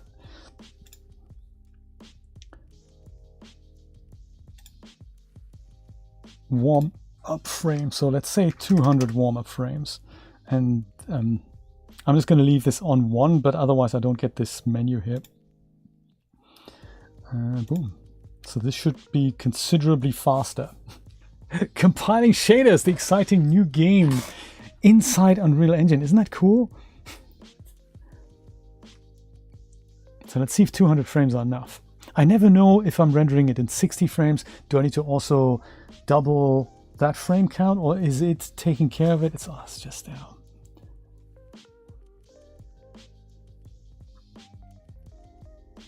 How is this now taking longer at a lower resolution and you haven't done the warm-up frames? You totally haven't done the warm-up frames. I'm severely disappointed. Super disappointed. I can't do it with the camera, actually. I can go into the negative here. So I want 200 frames.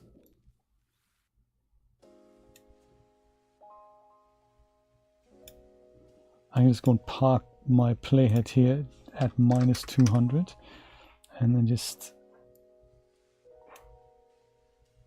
add that here.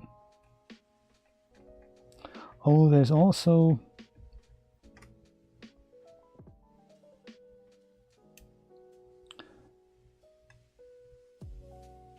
oh, that's actually seconds, isn't it?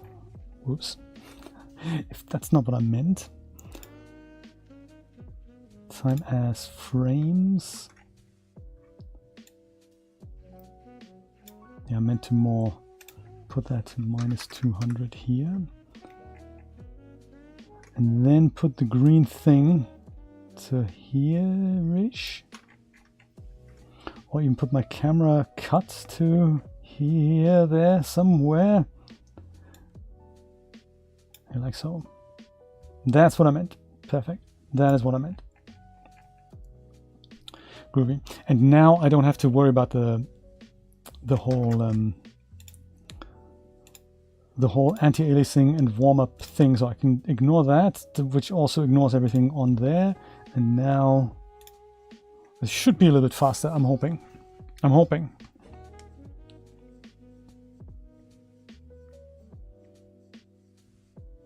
Oh yes, render. Good point.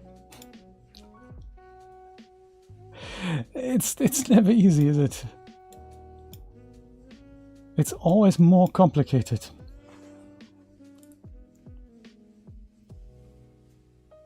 It's still not as fast as I had hoped. So these 200 frames I'm not going to use, but at least Unreal Engine is going to get the particle effects going, and there's my seagulls coming in, and then by the time in 100 frames I'll have, you know, good pictures that we can have a look at. But this is only going to take 10 minutes, so this is gonna work. This is gonna work.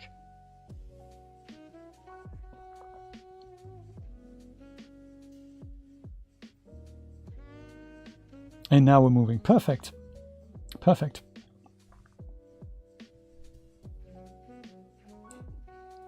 It's good, isn't it? It's so cool. Oh, seagull is flying in here. That's good. And isn't it funny that even though this renders relatively fast, it still isn't quite real time because of all the additional calculations that are happening there?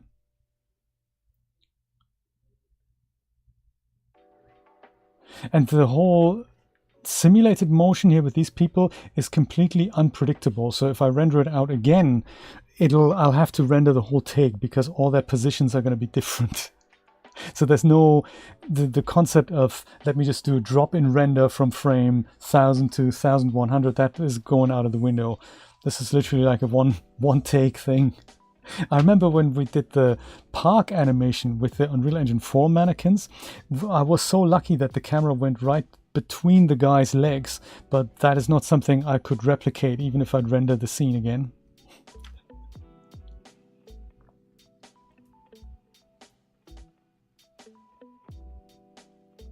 Shame about the decals, but hey, next time maybe.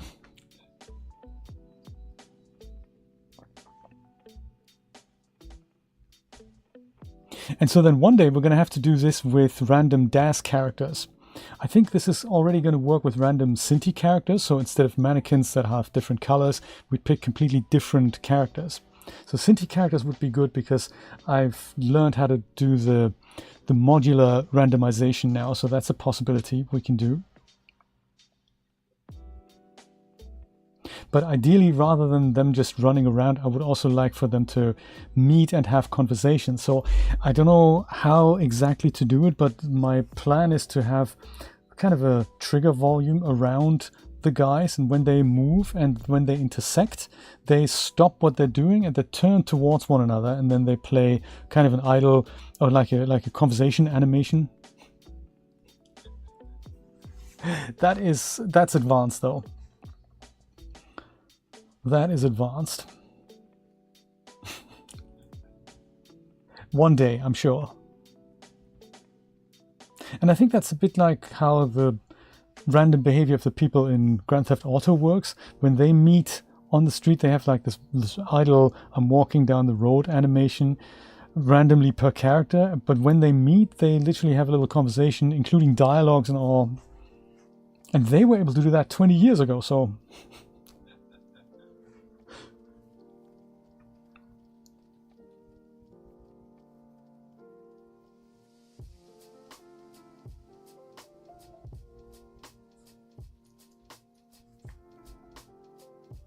Yeah, so while it is rendering, let me go have Premiere ready so we can go and compile this and preview this.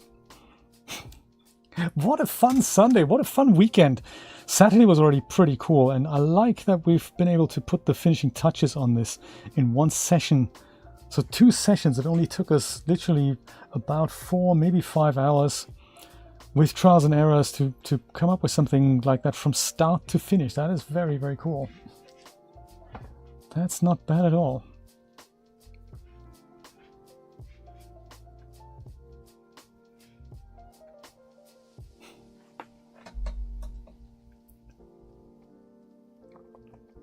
Maybe we can learn it together, Brian. And I think iClone can help with that because it has just a different way of getting those types of animations to work, especially with like mouse click control or game controller bits and pieces. That's just very, very cool. Oh yeah, this is the one. This is the earlier version, isn't it? Yeah, this is the old version of the sheep here.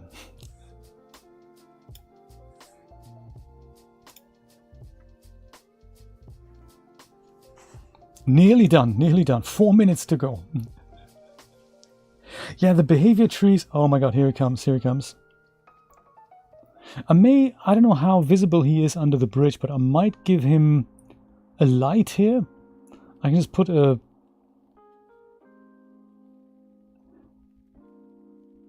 Yeah, because he lifts his head just when he's in the shadow, so I might just put something like a light under the bridge, just a rectangle at the top that we don't see, that's just a bit of illumination there, because he's the star of the show, so I might do that. Yeah, let's see how we can come up with some behavior like that, because I think that's going to be really cool. This walking around and picking a random speed, that's already one thing. I think my next step is to pick a random animation as they do that, so not just all walk, because it's all currently governed by the AI controller, and the AI controller works like the game input of a gamepad, where you just go and move the character around. But what the controller then translates is if you move the stick fast, he walks fast, and the animation goes faster, and so forth. And with random animations, you'd have to kind of override that behavior. But it's got to be possible. Johnny Blom, thank you so much for subscribing. Thank you. Enjoy the stream. Good to meet you. And Brian, I'm looking forward to your stream on Tuesday, 6 p.m. That's going to be nice. Looking forward to what you're doing, how you're doing it.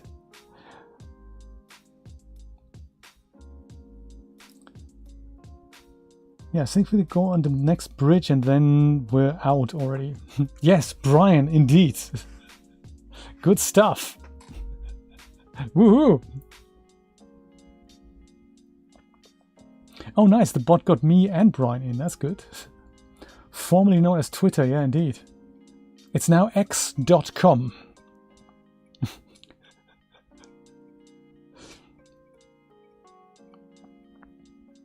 And you know, all these little finishing touches, I'm looking at the foliage now and all these little particles. I just can't get enough of it. I tend to overdo it though with particles. So I hope I haven't here.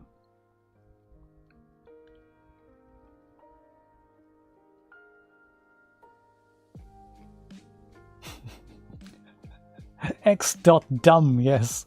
Did you notice YouTube have already changed the icon on their pages there? So if I go to my channel here, on the front page here, this icon has already been changed into X rather than Twitter. It's no longer the Twitter icon. Patreon, Ko-fi, so they're hot on the icon. So they have literally called it X now. And Elon has big plans for this, by the way. I'll X you, yes. Elon has big plans for it. So he reckons there's an app in China that's massive, and it isn't just a chat app. So I think the reason why he bought it is not because he wanted to keep running Twitter. I think he wants to turn it into a much bigger app where we can pay one another, where we can make video calls in as well, where we can buy things, where we can hang out in the metaverse through that. And that's the plan. He needed something that already had a massive follower base. So those are the plans. He doesn't just want it to stay Twitter. He wants it to evolve. And in China, what's the app in China called? It could be WeChat. It could be I don't know. Sina Weibo, one of those things. And he says it's a super app, and you do more than just chat in it. So we'll see more features that are not just NFT integrations and blue tick marks. And less reliance, I think, on advertising. That's the plan. So maybe eventually, Brian, you and I will just literally X one another, and we jump into the Omniverse together, and boom. Or something. Or not as well, possible.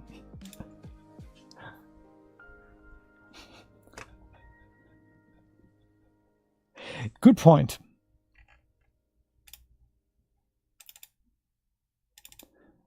Venice.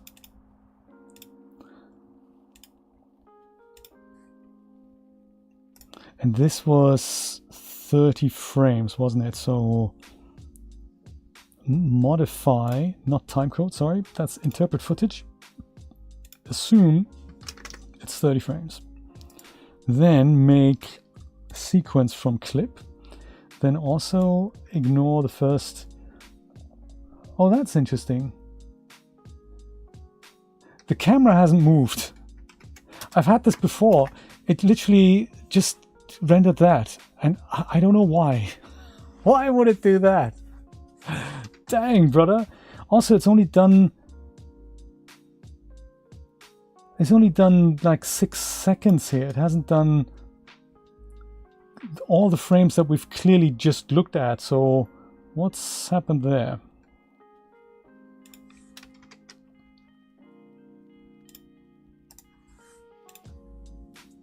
So I'm sure they're all in here. Yeah, so I definitely see movement in here. So I don't know why it's done that. Maybe I'll just go select all of them. Usually it should find them. Oh, I know why. Do I know? I don't know why.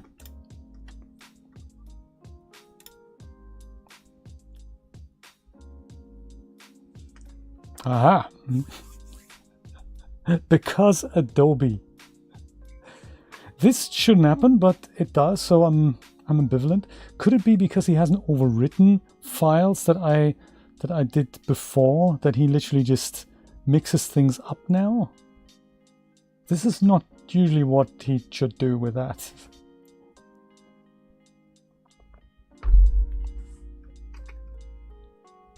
Jay's getting concerned.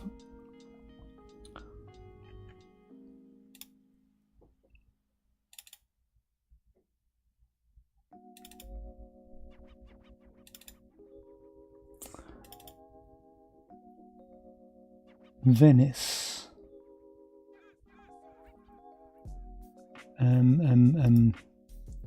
We do the view, there we go, and we go the details.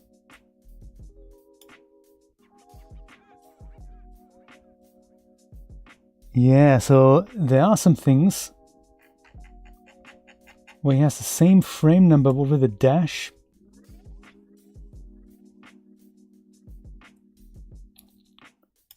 Right, so okay, that's of course totally screwed up now. And he's imported them as single frames. Obviously nobody would ever want that, so let me just go delete that. And that, and this as well. So okay, the first 200 frames with all the double bits and pieces, they're all gonna go because we don't need them anyway. So then from frame 201, we begin for it to actually be the image sequence I had hoped we're gonna see. There we go, that's much faster. And then we're gonna pop that on here and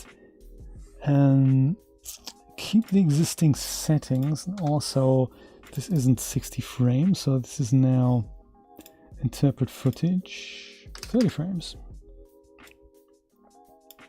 Yes. Yes, perfect. Okay, good. So that is what that looks like. The seagulls look a little bit rough.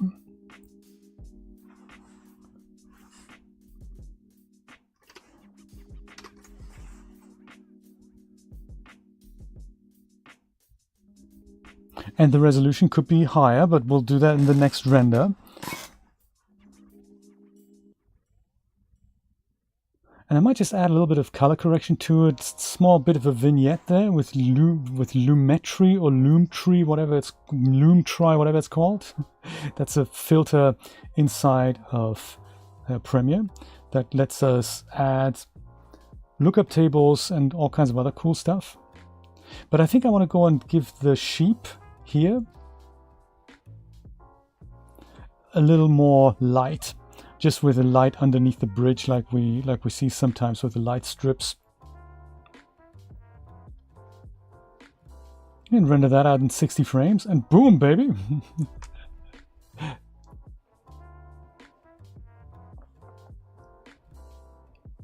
I wonder if just light under all the bridges might be the way to go. Just to even that out a bit. Yeah, that might be just in the last 10 minutes something that I'll take care of. Wouldn't it be nice if there's more sheep here now? Yes, I think I'll be out here at one point, just after 3D Shenanigans, because that's really the last thing we need to see.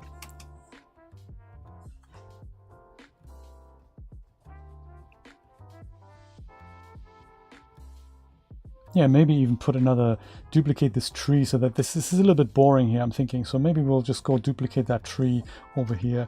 And let's take a quick look at the light under the bridges. And see how we can improve that.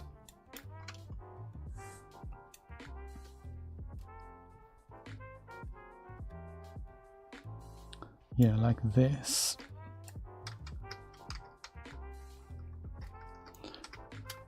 So since this is where the camera is, and maybe just a point light might do the trick in going in all directions.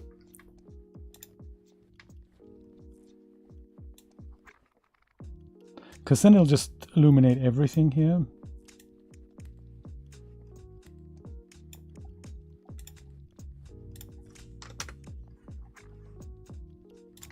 And then we'll retain the nice kind of warm look, and we'll make it a bit larger maybe, so we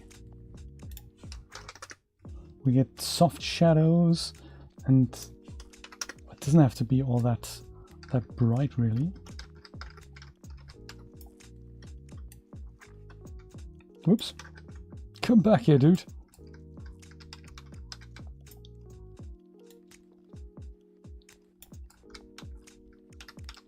Yeah, that still is.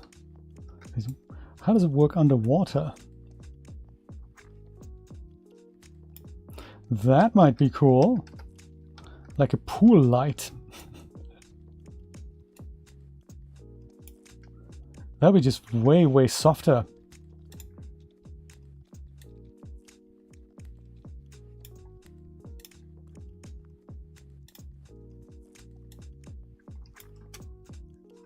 And maybe 2 is still a bit too strong. Yeah, look, that's still too strong. But it's that kind of little offset that I like here. So let's go make it 1 perhaps.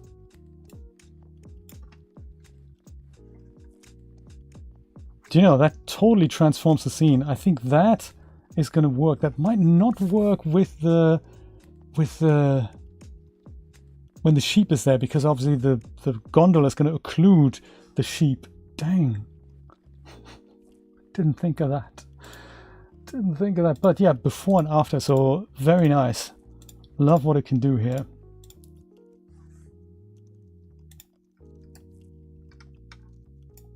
I will call this under bridge light.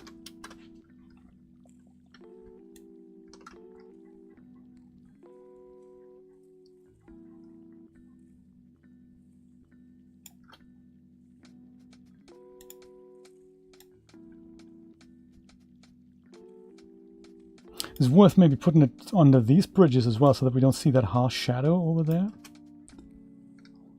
Yes, this is where it goes wrong. That is a little wrong at that point. Okay, fine. You always have to have another plan.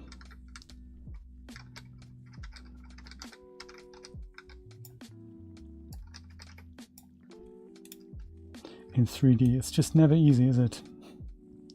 Okay, you can be here.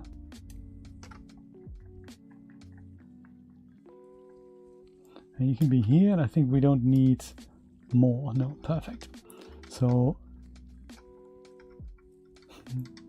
need a special sheep light then. Perhaps we can still base it on this.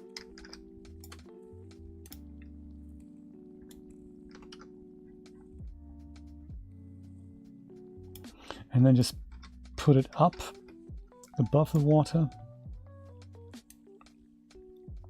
And just make sure we don't have that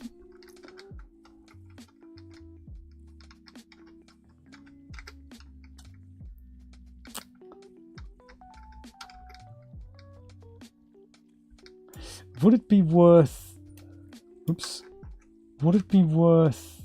having the light travel with the sheep?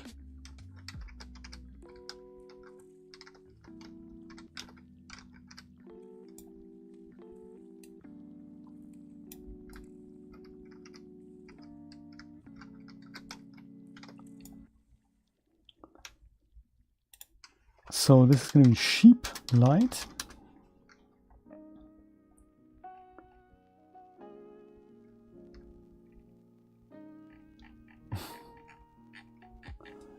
And the gondola is where again? This is it's a bit of a problem again, isn't it? I should have just put those into a... And there it is. Outliner madness.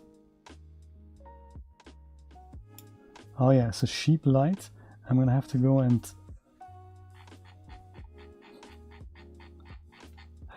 do that. This is crazy.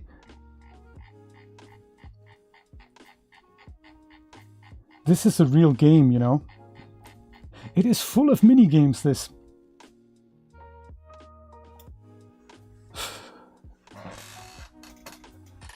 Just set the sheep to emissive. I like it. So now, there we go. This now moves. This is great. Let's see if it actually looks good.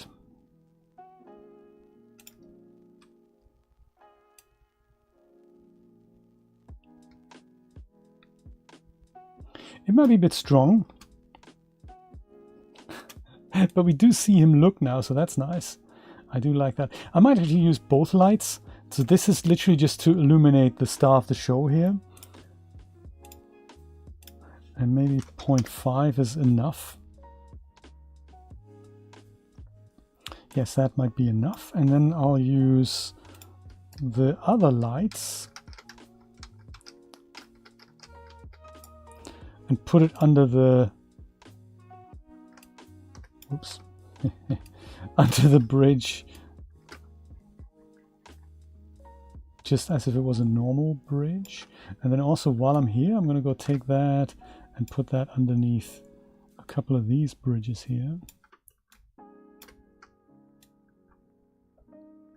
Because I think that's just going to help reduce that sharp shadow there.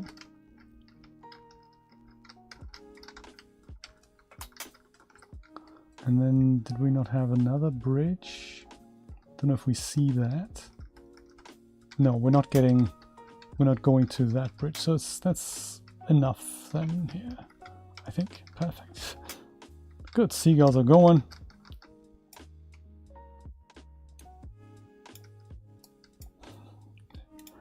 All right, so yeah, goody, look at that. With and without, I think it makes a difference. Just shows a little bit more detail.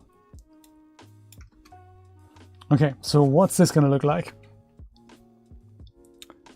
Sheep-light scary shadow coming up. That's the bottom light. So that didn't actually help all that much. That just made it scary. Yes, that just made it scary. So I might go and...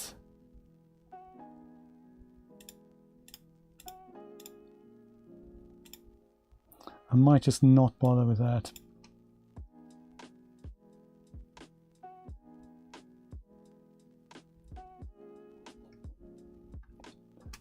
Yeah, at least we see the sheep.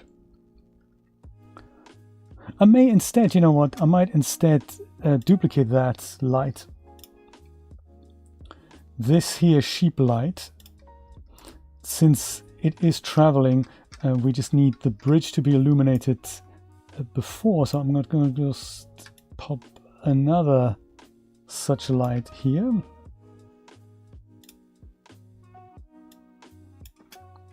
So now we get bridge illumination without the scary side effects.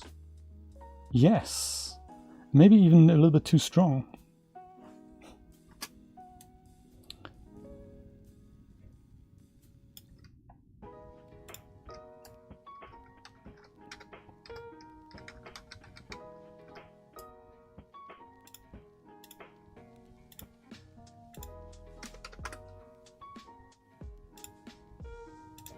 Yes, I think 0.3 is going to be enough. And I might even, so that the bridge doesn't get dark, I might just go and duplicate that over here.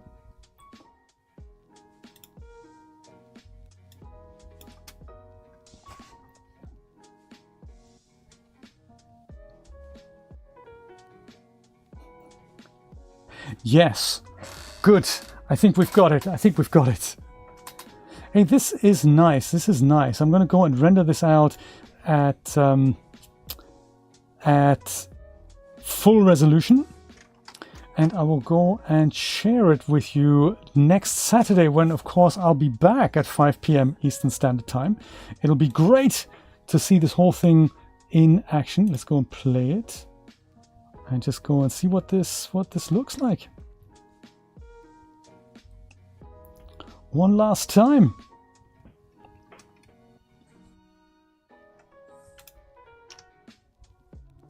F11 and G takes care of all these bits and pieces. And now should we be seeing things?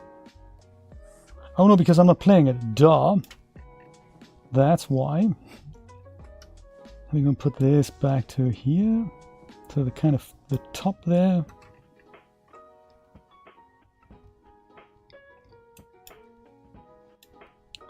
Come on. There. So now we go do this. Yes. And then we do that. Nope, we do that. This and that and that. There. Perfect. And now we have a quasi live thing. I'll go render this out in high resolution.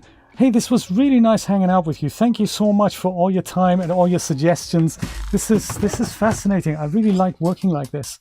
And I've got ideas for 2 more little animations projects that I'd like to do. Maybe next Saturday we can go and take care of that little lake scene I was thinking of that doesn't have 3D Shenanigans in it just yet. That might just be a still piece, but hey, let's see how it goes. Thanks for watching. Have a wonderful rest of Sunday, and I'll see you hopefully on Brian's stream on Tuesday and on my own stream next Saturday. Take care, my friends. Bye-bye.